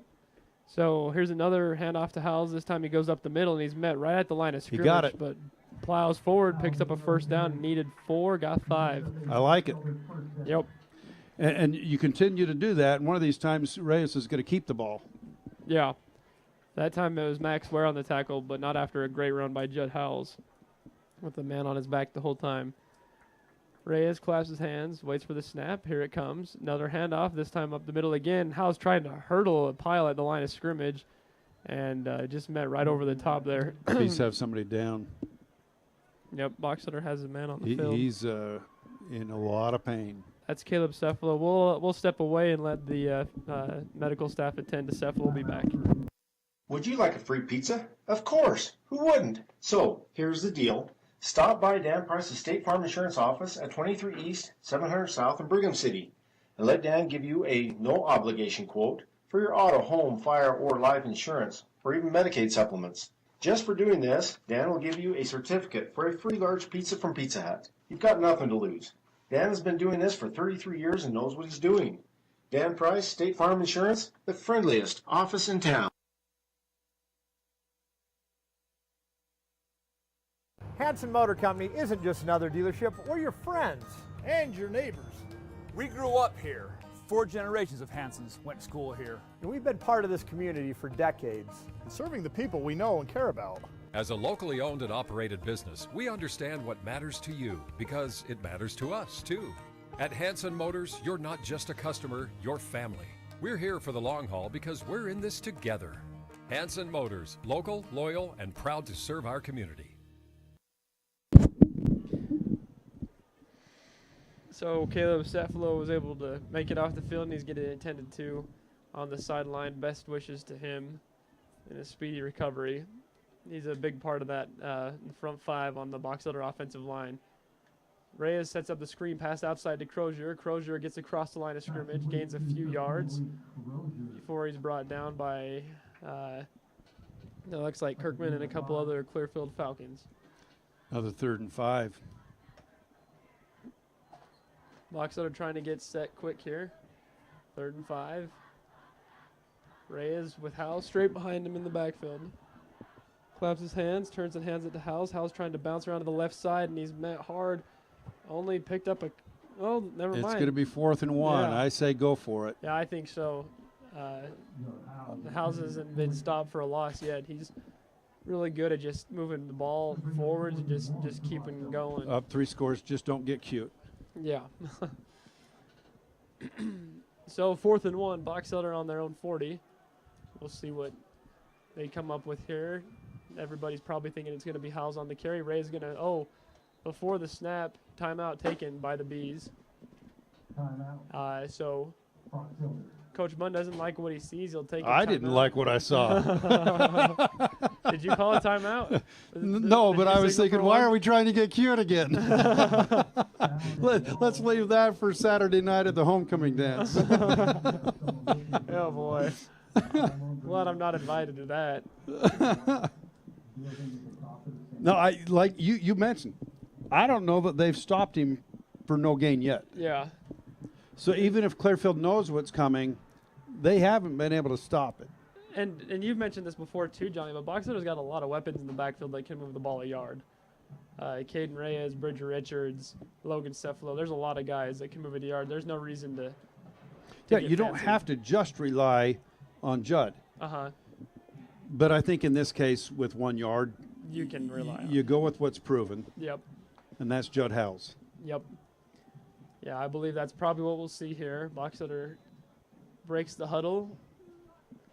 9 minutes and 10 seconds to go in the 3rd quarter, leading this one 18-0. Tight formation. Reyes is going to keep it himself. Goes up He over got the it. middle. Well, down. no, they're going to call him. Well, the near referee shows that the far ref doesn't. We'll see where they spot him. Reyes lost his hat on the play. I think they're going to call it a first down. I think it'll be, first down. Where this referee is on our near side, he had it. The far guy, it looked like he had it short. Yeah, but given that it's on this hash, they're trusting the guy that's closest. Yeah, I thought it looked like he had it. So when I saw that other ref come running out a little bit short, I wasn't quite sure either. But all right, so it'll be Corbin Jepson taking the snap as quarterback. Quick handoff. Jepson actually keeps it himself on the option to the left side. And he'll pick up about 5 yards on first down. And they got another player down. This has been a costly game for the Falcons. Yeah. Another lineman down on the field. And we'll step away and let them take care of the linemen. So we'll be right back. We've been in business here at Gillis Funeral Chapel for the last 18 years. My wife Lori and I have always felt that family is important, and when you have a family-owned funeral home, you get personal attention than you do than the big corporate funeral homes that are in the area. A lot of funeral homes will just say, here's your bag and thank you for letting us do your services, but we like to go one step further ahead. Quick injury timeout there. Bryson Davies is able to stand up and walk off the field. And so we're back. 2nd and 6 for Box Elder. Jepson will stay in at quarterback. He's got 2 running backs in the backfield. He'll keep this one himself. And now an option outside to Cephalo. Cephalo rambling down the sideline. Picks up a first down inside Clearfield territory down to about the 36-yard line. That first down is brought to you by Logan Cephalo's Legs and D.L. Evans Bank. And now Reyes will be back into the game at quarterback for the Bees. So 1st and 10 from the 37-yard line. Reyes gets the snap, and he's going to keep it himself. Another option play, this time to the left side. Cephalo puts his head down. Not quite as much room to run, but he'll pick up a nice 4 or 5 yards on first down. I like this. A little bit of a wrinkle, but still staying true to who they are. Yeah. And it kind of looks like, I think the option plays are kind of fun to watch. So good job there from Logan Cephalo, the senior, getting a chance to run the ball a little bit. 2nd down and 6 yards to go. There's a snap, and Howes is met at the line of scrimmage, bounces out to the right side, and he's going to be down near first down yard. Yeah, he's going to be just short, about a half a yard, maybe a yard. Good play, good second effort there by Howes to bounce off the line and then to go around the side and keep going forwards. Okay, no penalties, no false starts, no delay a game. It's 3rd and 1, 4 down territory. Yep, 3rd and 1 inside the 30-yard line. Reyes hands it off to Howes. Howes is met behind the line of scrimmage. There's a flag on the play. Howes is not going to get anything. In fact, he'll lose a yard. We'll see what the penalty was. I'm surprised they didn't give him a little bit better forward progress, but nonetheless, I would imagine that Clearfield's going to take this penalty, whatever it is, because 4th and 2, 4th and 3, that's doable for the Bees. Yeah. Oh, they're calling it on Clearfield. Yep. So it will be a first down. What did they call there? Kind of like a chop block on the defense? That's what it looks like to me. That's got to be a 15-yarder, right? Yeah, I think so. Interesting. We've seen targeting on the offense and a chop block on the defense. Yeah. Yeah. It wasn't on your bingo card, huh? Not on mine. So. All right.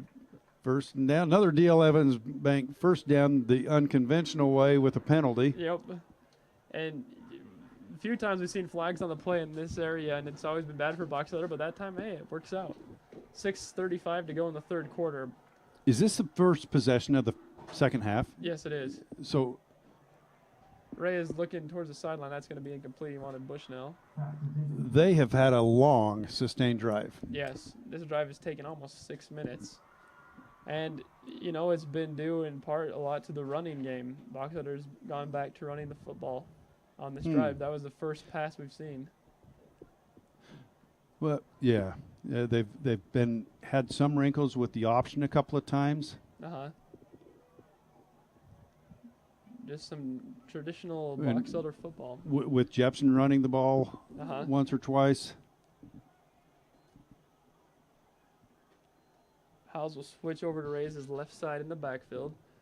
One receiver out to each side. Reyes wants to keep it himself. Design quarterback run to the right side, and he really doesn't have a whole lot of room. He'll run out of bounds, picks up about a yard on first down, so it'll be 2nd and 9 from the 14-yard line. 3rd and 9, they show. 3rd and 9, excuse me. Yeah, we had the incomplete pass? Yep. Okay. My bad. Thank you, Johnny. 3rd and 9.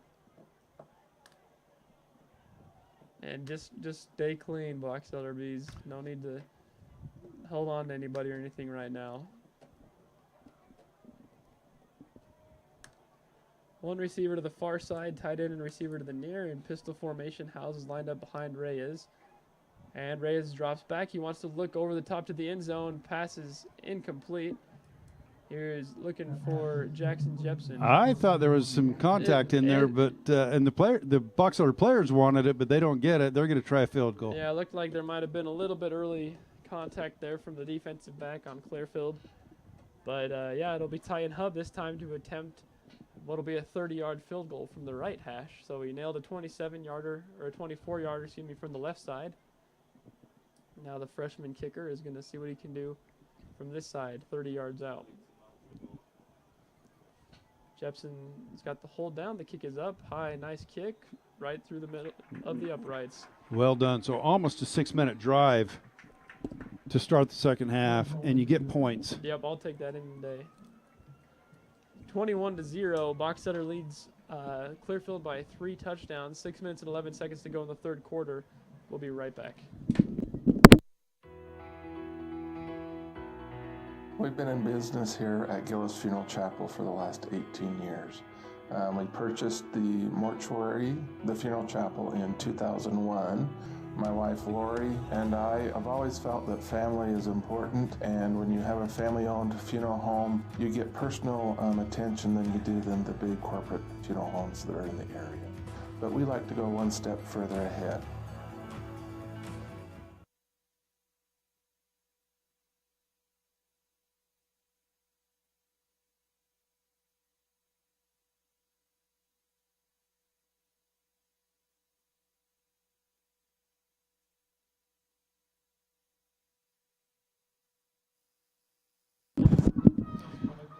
That last score brought to you by Brigham City Pharmacy. We want to thank them once again for their sponsorship. Yep, touchdowns, field goals, PATs. Two-point conversion. Anything, safeties. we need one of those. I haven't seen one yet this season. That would be cool to see tonight. So, Box Elder set to kick things away here after the touchdown. Jordan Hansen kicking it off yet again tonight. Lines this one up, and away it goes. Interesting to see who's. Looks like Keeley's back there to return it. It's going to go out of bounds. So Clearfield will get at the 35-yard line.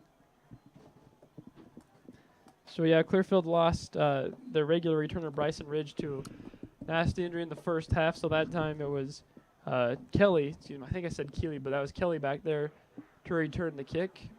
Watched it go out of bounds. So Clearfield with some pretty decent field position to start their first drive of the second half here with 6 minutes and 11 seconds to go in the third quarter. And they just haven't been able to find pay dirt yet today. No, I'll tell you what, it's unfortunate Box Elder kicked it out of bounds. If they're starting kick returners out, why worry about putting it in a corner?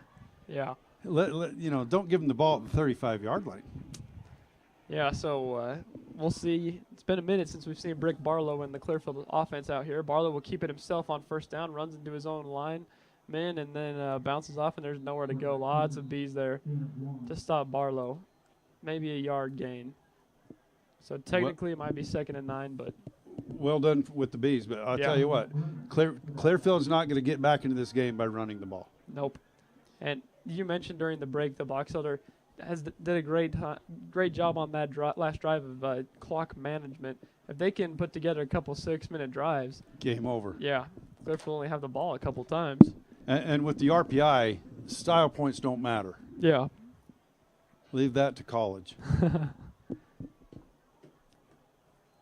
Barlow gets the snap and wants to throw it quickly to the sideline to Kelly. Kelly tiptoes, stays in bounds, and moves forward. It'll be about an 8-yard gain. So 3rd and short here for the Falcons. Well, and being down 3 touchdowns, if they don't get it, assuming they don't lose yards, they'll go for it on 4th. Yeah. It'd be huge for them to pick up a first down here on 3rd down. But Box Elder's defense has proven really tough against the Clearfield run. They broke one big one, but Box Elder forced a fumble after about a 35-yard gain. And, Clearfield may throw it down the field knowing that if they don't get it, they'll go for it on 4th. Yeah. It will be a keeper, Barlow up the middle, and they got it easily. Yeah, he ran into some contact at first and then scored it out of the pile and picked up about 6 yards. So it'll be a Clearfield first down near midfield. Now, Clearfield's been running the ball, and I mentioned that they can't get back into this game by rushing the ball, and simply because it's going to take too much time. Yeah, already a minute and almost 30 seconds have ticked off the clock since Clearfield started their drive with 6:22 to go. Now there's less than 5 minutes. Right near midfield, Clearfield trying to get into Box Elder territory. They've only been over on the B side of the line a couple times in this game. Barlow gets the snap and hands it off to Brandt. Brandt's met behind the line of scrimmage. Great tackle made. I can't tell who that was, but it might have been, Cephalo. Looks like it was Cephalo coming from the linebacker position. Just got one arm wrapped around Brandt and brought him down with the help of a couple other teammates. So 2nd and long for the Clearfield Falcons on their own 48-yard line.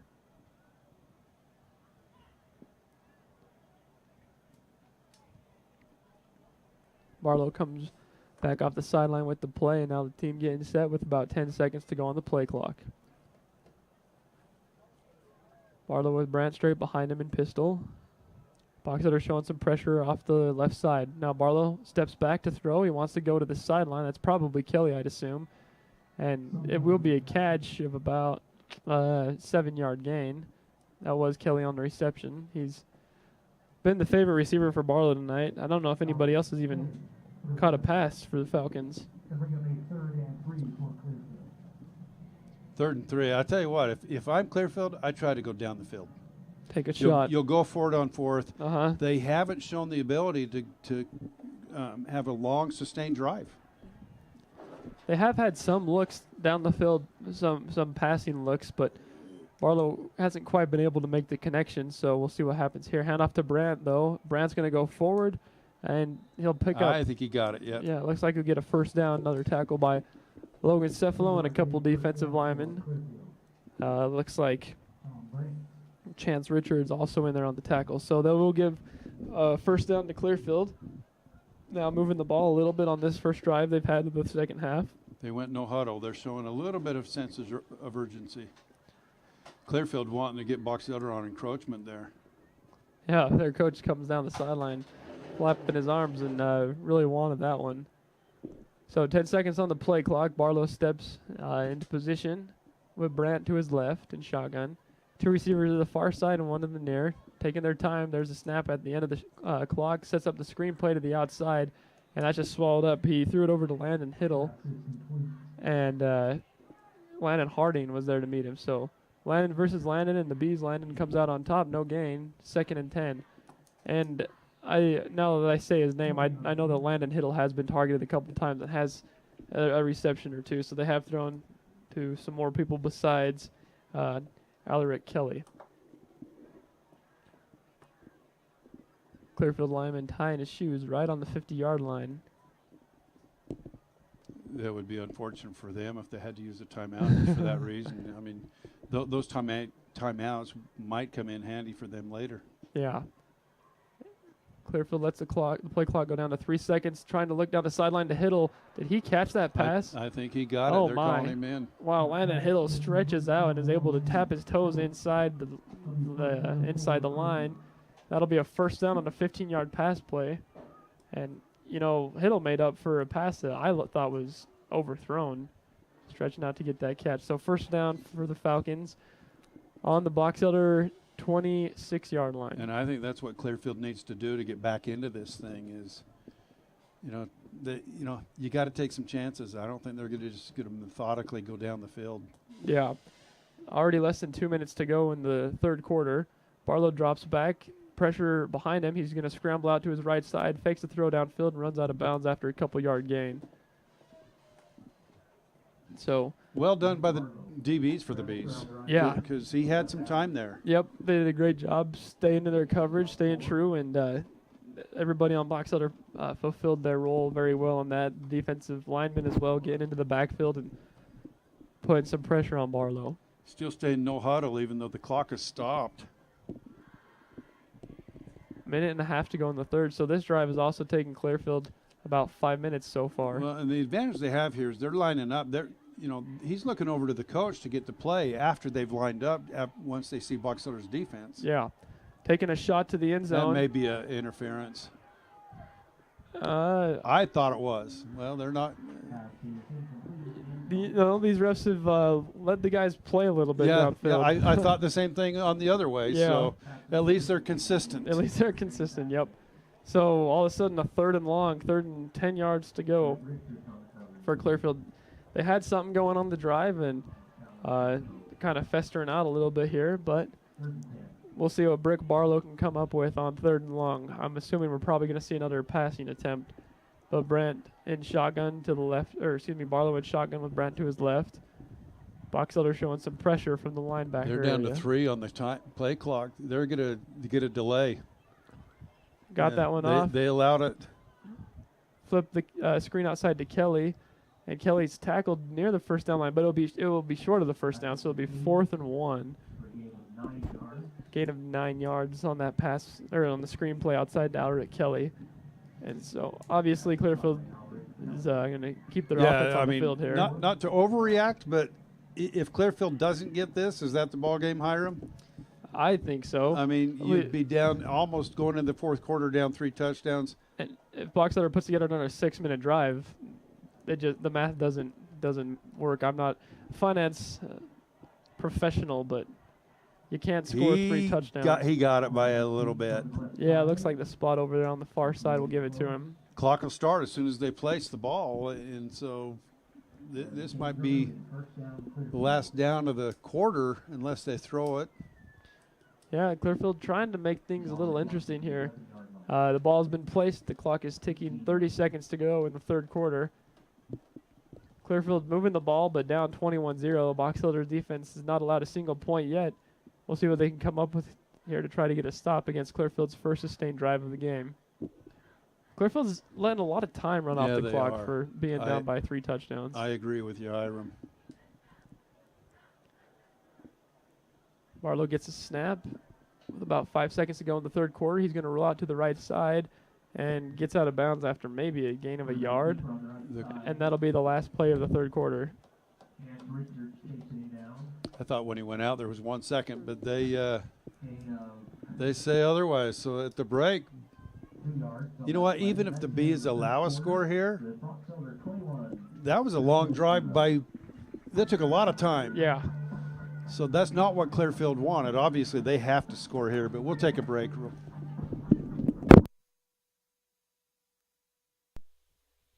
George's has been a part of the Brigham City community since 1956 and has always guaranteed the best prices on tires. But did you know that George's does service work too? Brakes and belts, hoses and transmissions, alignments and oil changes. We do it all. The next time your car makes a strange noise or vibration, take it to George's and we'll have it fixed and running in no time. Remember, anything your car needs, you'll find it all under one roof at George's Point S Tire and Service. Hi, I'm Ryan from Cover Up. We offer embroidery and screen printing to help you promote your business. We can also help you with your church or school groups, family reunions, or any other occasion that might require a t-shirt. So come in and see us at 47 South Main in Brigham City or 115 West Main in Tremonton. What if you really could have it all? At Exit Realty, We believe the home you want is right there. Right there. And we'll help you find it. You can count on us. And you thought we just sold real estate. We are Exit Realty. Think smart. Think Exit. Contact Stephanie Dixon, your Exit Realty Advantage agent at 801-710-5542. Again, Stephanie Dixon for all of your real estate needs. We're back. Last quarter of action here on homecoming night for Box Elder Bees. They've put on a show so far for us tonight on homecoming. Up 21-0, but the Falcons threatening to try to get some points on the board here. Empty backfield for Barlow on 2nd and 8 inside the red zone for the first time. Oh, and that time he flips the screen pass out to Sean Brand. Brand runs into his own guy and falls forward. But I think we can give credit on the tackle to number 1, Landon Hiddle for Clearfield. Yeah, I think it was caused by Landon Harding. He kind of pushed him into him. You know, that was a good play by Harding trying to fight off the block there. And the clock continues to run. Clearfield deciding to huddle up here. Yeah. They went hurry up when the clock was stopped, and now they'll huddle with the clock rolling. So 3rd and 5 for Clearfield from the 12-yard line of the Box Elder Bees. Barlow this time's got a different man in the backfield. It looks like fullback George. And Barlow's in trouble. He's going to be, he stays on his feet. He's going to be brought down, though. The sack Don't is jump made. on him too late. Sack is made by Luke Meyer, who was able to grab a fistful of Brick Barlow's jersey and spin him down. So if my math is correct, this is about a 7.5-minute drive for Clearfield. Yeah. Nice long drive, but that's not what they needed. No, they needed to go quick. So it's 4th and long. Yeah, there must be something wrong with that area of the field because we've seen both teams get down there and then back themselves up. Well, it's not the weather. It's perfect weather. All right, so 4th and 14 for the Clearfield Falcons. Ball placed right on the 20-yard line. Front four's got to get pressure. Barlow gets the snap, drops back. He wants to go to the end zone. He's looking for Kelly. The pass is there, and he caught it. That is a touchdown for the Falcons. A good catch there by Kelly against a couple defensive backs. No, it was a well thrown, good catch. So now it'll be a 2-touchdown lead, presuming they get the extra point.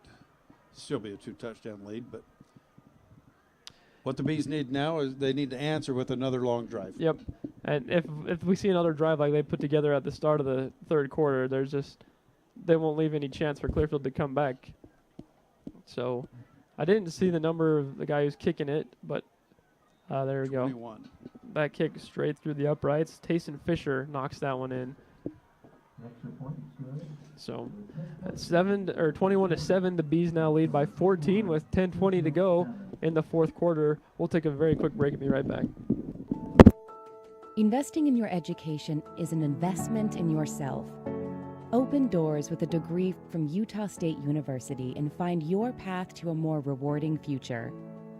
Reach your goals by attending USU Brigham City while staying close to home and saving money. Give yourself a chance to see the return. Your way, on campus, online. This is your U State.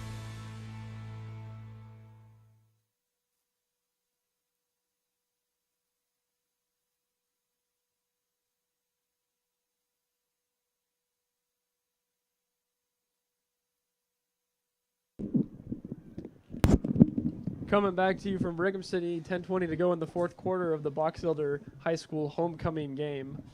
Bees leading the Clearfield Falcons, and it is Sam Smith set to kick things off for Clearfield. And they're going to go for an onside kick, and Box Elder buries it. You know what? I like the idea from Clearfield. Yeah, why not?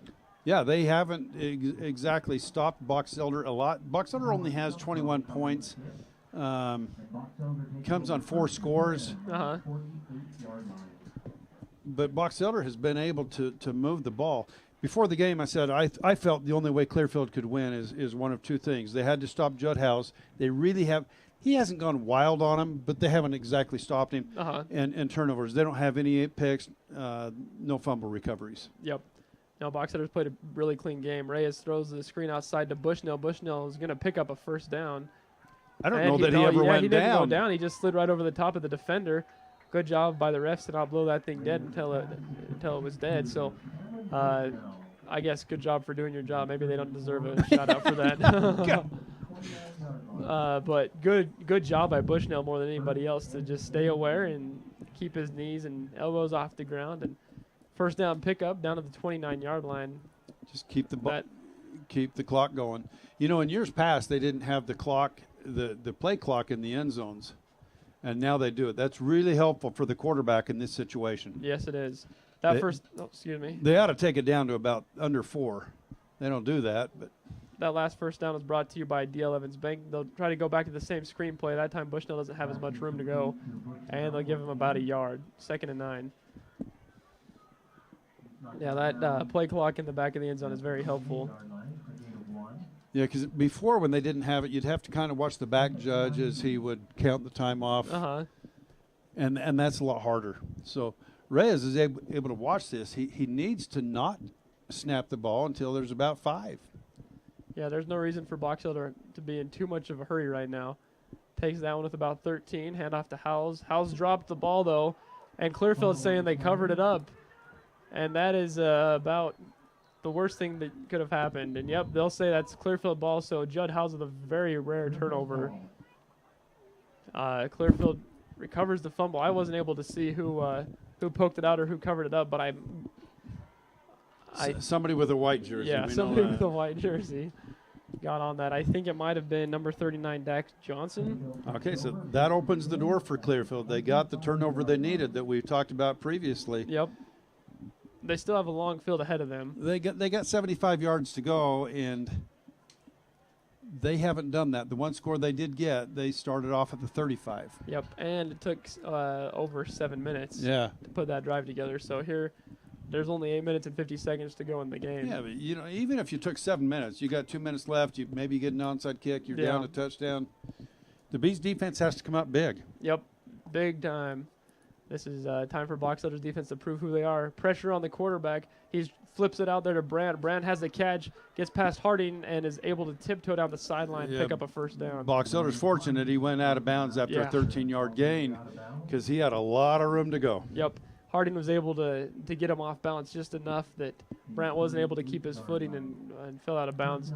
Good play by Brick Barlow there to flip it back over the top. It was a very high pass that Harding kind of choked in, maybe tried to settle underneath that one, but Brandt was able to turn it into a game. Yeah, I thought he was in trouble when he got back there. He had pressure on him from every direction. Yep, he sure did. So Clearfield picks up a much-needed first down. Barlow gets a snap and hands it off to Brandt, but Brandt slips in the backfield, loses a few. That's a killer for the Falcons. Yeah. That's one thing that you don't need right now for Clearfield is to get backed up behind the chains. Get back behind the sticks when you're trying to move the ball quickly down the field, and especially when you've struggled to really get anything established offensively. Barlow looks off to the sideline. Clock keeps ticking. 8:15. Box Elder on top, 21-7. Now Barlow gets the snap and hands it off to Brandt. Brandt gets a little bit of a hole and is able to get back to about the original line of scrimmage and maybe a yard more after that. So it'll be 3rd and long, 3rd and 9 for the Clearfield Falcons. Box Elder's defense has done a good job stepping up after that first down gain that the Falcons had. You got to do it 2 more times right here. Yep. 2 more stops would be massive for the Bees. And Clearfield taking a little bit more time than I would feel comfortable if I'm a Clearfield fan. Yeah, me too. Maybe their philosophy is they don't want to give the ball back to Box Elder if they score and get a stop. Good sack there. And that's number 68 for Box Elder. Caden Kimber just rushes through everybody and gets straight to Barlow. Nobody even got a hand on him. So after the fumble, Box Elder answered with a huge defensive play. I think they're going to punt 4th and 15 or so. That's a bit much. Yeah, and with the ball on their own 33-yard line, you really if things didn't go your way, that would be great. I think 4th and less than 10, I think they go for it. Yeah. So it'll be Tayson Fisher set to punt this away for the Falcons. So now if I'm a punt returner for the Bees, I fair catch anything. You don't need a long return. You just need no turnovers. Yep. And then set up for a nice long drive. Fisher's punt nearly blocked, but he gets it off. Get away from it. And that's going to take a Box Elder bounce before Clearfield downs it at about the 47-yard line. All right, so now the Bees, they dodged a bullet. They did. Yeah, Box Elder's defense stepped up big when they needed it. It'll be Bees ball now. 1st and 10 from their own 47-yard line. 6.5 minutes to go in the ball game. Last home game of the season. It's been a fun season here for sure. Reyes will be a quarterback with Howes to his right, shotgun. Tight formation. And I would suspect we see a lot of running now. Howes running the sweep out to the left side. He's got some room, picks up 9 yards. He is so good when it's coming wide and cutting it back. Yeah. One thing that I like about the way that Howes runs is he works side to side really well, but also he's not afraid to get downfield. Sometimes you see guys that just try to run towards the sideline forever, trying to find someone. But if Howes doesn't see someone, he's willing to go make it himself and go forwards. Gunderson, the receiver, lined up to our side. House in the backfield, straight behind Reyes. 2nd and 2. Bees lead by a couple touchdowns with under 6 minutes to go in the ball game. Handoff to Howes. Met near the line of scrimmage. It's and going to come up a little bit short. Yeah. 3rd and less than a yard to go. Howes takes the ball up the middle for a gain of 1. 3rd and 1 for the Bees. It will technically be 3rd and 1 for the Bees, but less than a yard to go. Ball spotted on the 44-yard line of Clearfield. Moon starting to rise over the mountains. That's pretty. Really just a wonderful night for football.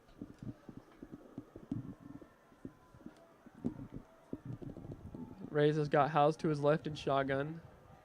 A couple tight ends lined up to the right side, and they'll go to the right side. House is going to have the first down and another yard. Yeah, just hang on to the ball, and we got 5 minutes left. The clock will start as soon as they place it. Clearfield has 3 timeouts and hasn't showed intent to use any of them right now. Yeah, I think it's still a little too early for that, but you know, if Box Elder just stays true to who they are, they'll be fine. Yep, just keep picking up those D.L. Evans Bank first downs like that one we just had right there. We could sure use another Brigham City Pharmacy score, but nonetheless, the first downs are probably more important right now. Yeah, especially when you can just let that clock tick.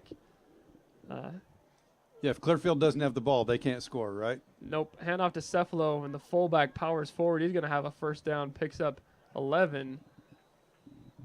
And, you know, we haven't done this before. We don't usually give out player of the game accolades or anything, but I was thinking about it, and I think if I was to give somebody on Box Elder player of the game tonight, it would be Logan Cephalo. He's had a couple big plays on offense, and he's just been everywhere on defense, the senior linebacker is. Do you recall who got the picks? I know Bracken Hester had one. I don't remember who else. I think in the first half that played a huge role in Box Elder, getting that comfortable lead. You know, actually, I think Logan Cephalo might have had that think first you're right. interception. I think you're right. Yeah, I'm pretty sure it was him. So he's been everywhere. And, that's a fun spot to be in on senior night. Last time playing here in the home lights. Another handoff to Cephalo up the middle. Cephalo charges forward. He picks up 6, and he's still moving. Wow. Now, Hiram, you mentioned the last home game. That's regular season. I think That's Box true. Elder's RPI is good enough. They're going to get a home game in the state playoffs. Yeah, that's a good point. I hadn't considered that. So I was looking at the RPI a couple of weeks ago, and they were sitting kind of, if I remember, somewhere around the 11 mark, give or take a couple. And now we lost to Fremont, but the way that RPI works, you lose to a good team, doesn't really hurt you too bad. yeah. Now, Box Elder has put themselves in a pretty good position. Looking forward to the state playoffs, but got to finish off this one and get through the region. And Reyes pulls that ball back, keeps it himself. Flag on the play. Back behind the line of scrimmage, and another flag on the play. Yeah, that's not what Box Elder needs. It's a hold. We'll see what the 2 penalties are. So the first one is a hold against Box Elder. And the second, we'll see what it is. We'll see who this one goes against. 2 minutes and 50 seconds to go. And you would think Clearfield would start to think about using their timeouts. So 2 holding penalties against the Bees. So move the ball back 10 yards. One of the penalties will be enforced. So 3rd and 11 now. 2:50 to go in the ball game. Bees trying to put the icing on the cake of what's been a pretty dominant showing here on senior night / homecoming. Reyes in I formation with Howes as the back. Hands it off to Howes, trying to sweep around to the left side, runs into his blocker, and then is met by a couple Clearfield players. I think Clearfield's got to use a timeout here, don't they? I think they just used one. All right, let's keep it here for a little bit. I just pulled up the RPI. Box Elder sitting at number 9. Now, if you're in the top 8, you get a first-round bye, if I recall correctly. Box Elder would be 9, so they would get a home game for the first game in state. And that would probably be against like the number 24 team. We're still got Westfield to go next week, but Box Elder will get another home game, whether it be in the first round or get a bye in the first round and have a home game in the second round. Yeah, they've put themselves in a good spot where right now they can pretty much control where they're going to end up. It's up to themselves. Yeah, because at this point, win or lose, your RPI, there's enough data in there that it doesn't change a whole lot. So they're probably going to end up, if they're at number 9 right now, anywhere from 7 to 12-ish, which would make for another home game at some point. And that would be awesome. It'd be great to be back here. Another home game, especially in the playoffs. Those are fun. Yeah. So it's 3rd and 9. Clearfield has 2 timeouts. I think you keep it on the ground again just to make them use it. Yeah. And with 2.5 minutes left, is there really enough time for Clearfield to score multiple touchdowns and get the ball back? I don't know. Yeah, and even though a field goal would make it a 3-point, I don't know that you risk a blocked field goal being returned. I think you either run it or pooch it down close to the goal line.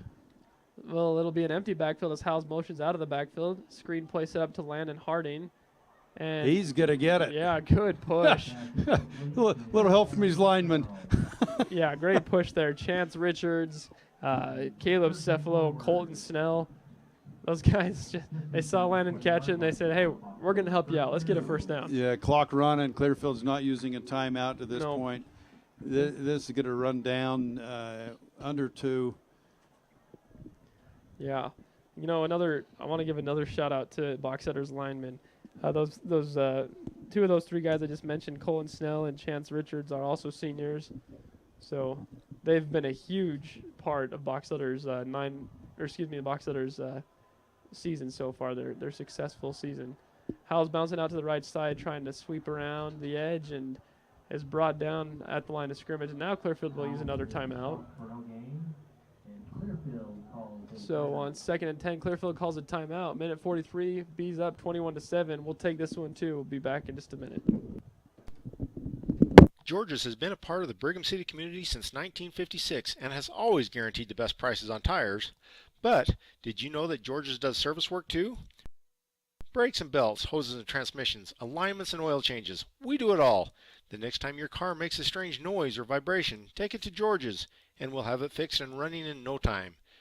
Remember, anything your car needs, you'll find it all under one roof at George's Point S Tire and Service. We've been in business here at Gillis Funeral Chapel for the last 18 years. My wife Lori and I have always felt that family is important, and when you have a family-owned funeral home, you get personal attention than you do than the big corporate funeral homes that are in the area. A lot of funeral homes will just say, here's your bag and thank you for letting us do your services, but we like to go one step further ahead. All right, Box Elder trying to drop the nails in the coffin, put the icing on the cake, and end this ball game. Reyes is going to keep it himself to the right side. Clearfield will use their last time out here. He picked up. Although they haven't yet. No, they might just let it run. That surprises me. Yeah, interesting. Interesting decision. So it'll be, I can't really tell from this angle, but I think we're looking at about a 3rd and 4. And this will take it under a minute by the time they snap the ball. Box Elder came out really strong in the first quarter, hung 15 up on the board right out of the gate, and then in the second quarter they scored 3. In the third quarter they scored 3. And trying to score now for the first time in the fourth quarter. If I did all that right. Okay, now they're going to use the timeout. You know, though, Hiram, I mean, we've scored 3 points in the second half, but given the situation, given the score, it has been a successful second half for the Bees. Yeah. They've had 2 really, really long drives. Yes. Which prevented Clearfield's had the ball once. Yeah. In the second half. I think so. Twice. They had the ball because oh, that's right. They fumble. didn't get it. They went. They had to punt the second half. Yeah. Still, they've had 2 possessions in the second half. Yeah. And they were 3 scores down to begin the second half. So, you know, Box Elder did their job. Yeah. Honestly, really, it's honestly, I think, more impressive the way they were able to manage the clock and I keep agree. the ball out of Clearfield's hands than to just run down and score a touchdown or something. I never thought I would say that 3.5 points was successful, but in this case, it was perfect. Yeah, exactly what they needed to keep Clearfield on the ropes and just outside of shooting range. And now I disagree with this. I would not kick the field goal. I don't think they could score 3 times, but if they block this and return it for a touchdown, you run the risk of them getting an onside. I wouldn't do this. The hold is down. Hub's kick is up, and he splits the uprights. Good for him, but I stand by. I wouldn't have done it. I would have gone for it on 4th, make him drive 90 yards. But so that's pretty much the ball game right there. Yep, 47 seconds to go. Box Elder with Titan Hub's field goal pushes the lead out to 24-7, and maybe a little bit closer than we expected coming into it. But Box Elder's been dominant wire to wire. Now, to disagree with myself, I do like that for Hupp because that gives him some confidence. That's 3 field goals. Because field goals in a state playoff game could become critical. Yes. And for a freshman kicker that hasn't had a whole lot of experience kicking field goals in high stakes scenarios, that is a good opportunity for him to practice. No, I'll contradict myself again. Here, I'll tell you what, I wouldn't mind kicking it out of bounds here. I'd put it where they can't get a good return. They've got to get 3 scores in 47 seconds. It's not going to happen, but just in case. You can't let a kick return go for a touchdown here. So we'll see what the Bees line up. It'll be Jordan Hansen set to kick it off, presumably for the last time of this game. I wouldn't mind a squib kick going up to the up backs. They're standing at the 20. Don't let their studs get the ball back there at the 5. So it looks like it'll be Kelly back there to return it in the absence of Ridge. Hansen's kick is up, and he's just going to boot it out of bounds. Yeah, I don't know that was intentional, but a couple of Box Elder players falling all over each other. Given this situation, once again, 35, I'm okay with that. 47 seconds left. You just couldn't give up a big return. Yep. So play it safe whether they did it on purpose or not, but Clearfield will have the ball, 47 seconds left on the 35-yard line. We'll see what they decide to do here, but Box Elder leads this one 24-7. For the DBs, just keep everything in front of you. Yep. It's always good to get a win on homecoming. It sure is. Nice for everybody that came back to watch the game. Nice for us up here in the booth. Obviously good for the team. You know what the best thing about the booth is? It's always 72 degrees. Yeah, I was just going to say air conditioning, but air conditioning is always the best thing when it's winter, but got a heater. It's got a heat too, so it's like I say, it's always 72. I want to take a moment to thank everybody that has helped us with the broadcast today, and especially a big shout out to Bruce and Sharon Bowers for taking this thing by the reins and running with it. Beehive Sports Media wouldn't be possible without a lot of hours and time that Bruce and Sharon spend making it happen. So if you get a chance, please tell them thank you, along with all of our sponsors, Brigham Heating and Cooling, Ascend Staffing, Mellon Glass, S.C. Needham Jewelers, Brigham City Community Pharmacy, D.L. Evans Bank, everybody that makes this possible. We really appreciate it. Big thank you to our camera guys up on top, Alec and Jared, Tony here at our side, keeping everything running smooth. And Johnny, of course, thank you for being here. No, it's been a lot of fun. It has been. It's not over quite yet, though. 41 seconds. Barlow drops back on 2nd and 5 after the penalty, rolling out to his left side. Pressure's coming, and he's going to keep it himself, trying to get down the sideline. Goes out of bounds near the first down line. 32 seconds, to be exact, in the ball game. No, first down, he got out of bounds, but once again, Box Elder did their job. Just can't let anything go deep. Yep. So a gain of 4 will set up 3rd and 1 for the Falcons. And really, just I know we've said this, but what a night for football. The stands are full. There's people lined up around the outside of the stadium. Perfect conditions. A fun one for homecoming. And Clearfield will just hand it off up the middle. A little bit of room to run outside, but that tackle will be made inbounds. So clock will start when they set the ball. Clearfield has one timeout left. Not sure it'll matter. In fact, I'm pretty sure it won't, but they haven't moved the chains yet. What are they doing? Is there a penalty? Yes. Horse collar tackle. So another 15 yards on the end of that one. Good thing it's not close, right? No kidding. All of a sudden, it would be a little bit interesting. You mentioned the crowd. I was talking to Ken Bott before this game, and I said, you know what? If you're in Brigham City, why would you not be here on a Friday night, or a Thursday night in this case? At the beginning of the game, 75 degrees, perfect weather. Yeah. There is nothing better than high school sports. Yeah, it would been a great night to be out here, and for everybody that showed up, they got their money's worth tonight. That's for sure. Pitch play, swinging out to the outside. Ball carrier is able to pick up a first down, gets out of bounds. That was Tayson Fisher on the carry. So the clock will stop at 17 seconds.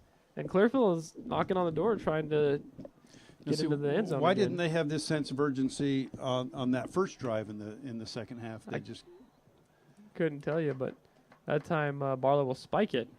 But you'd mentioned it. I was thinking it. They just seem to be methodically going about their business when you're down 3 scores. Yeah, they were trying to catch Box Elder off guard, trying to make the 17-point comeback with 10 seconds left. Nobody saw that coming. Well, there is 11, so. Oh, true. Didn't see the 10-second comeback, but the 11, who knows? Yeah, a chance maybe to run another play or two, but not much. Well, and Clearfield's apt to, leave one timeout left on the scoreboard. Barlow dancing around, under pressure, throwing towards the end zone, intercepted, and brought down there at the 1-yard line. And that's the ball game. We got a little bit of a tuffle going on down here at the end, but that'll do it. So let's see who. Gavin Noyes seals the deal. The senior defensive back. No better way to go out on their senior year than getting an interception to end the ball game. So the Bees come out victorious on homecoming night, 24-7 over the Clearfield Falcons. Yeah, so the second half, Box Elder didn't show much offensively other than take a whole lot of time off the clock, which was perhaps more important than the points. Yeah, Box Elder came up clutch in terms of clock management. Went back to their roots, like you were talking about, Johnny, running the ball, and that was able to secure the win.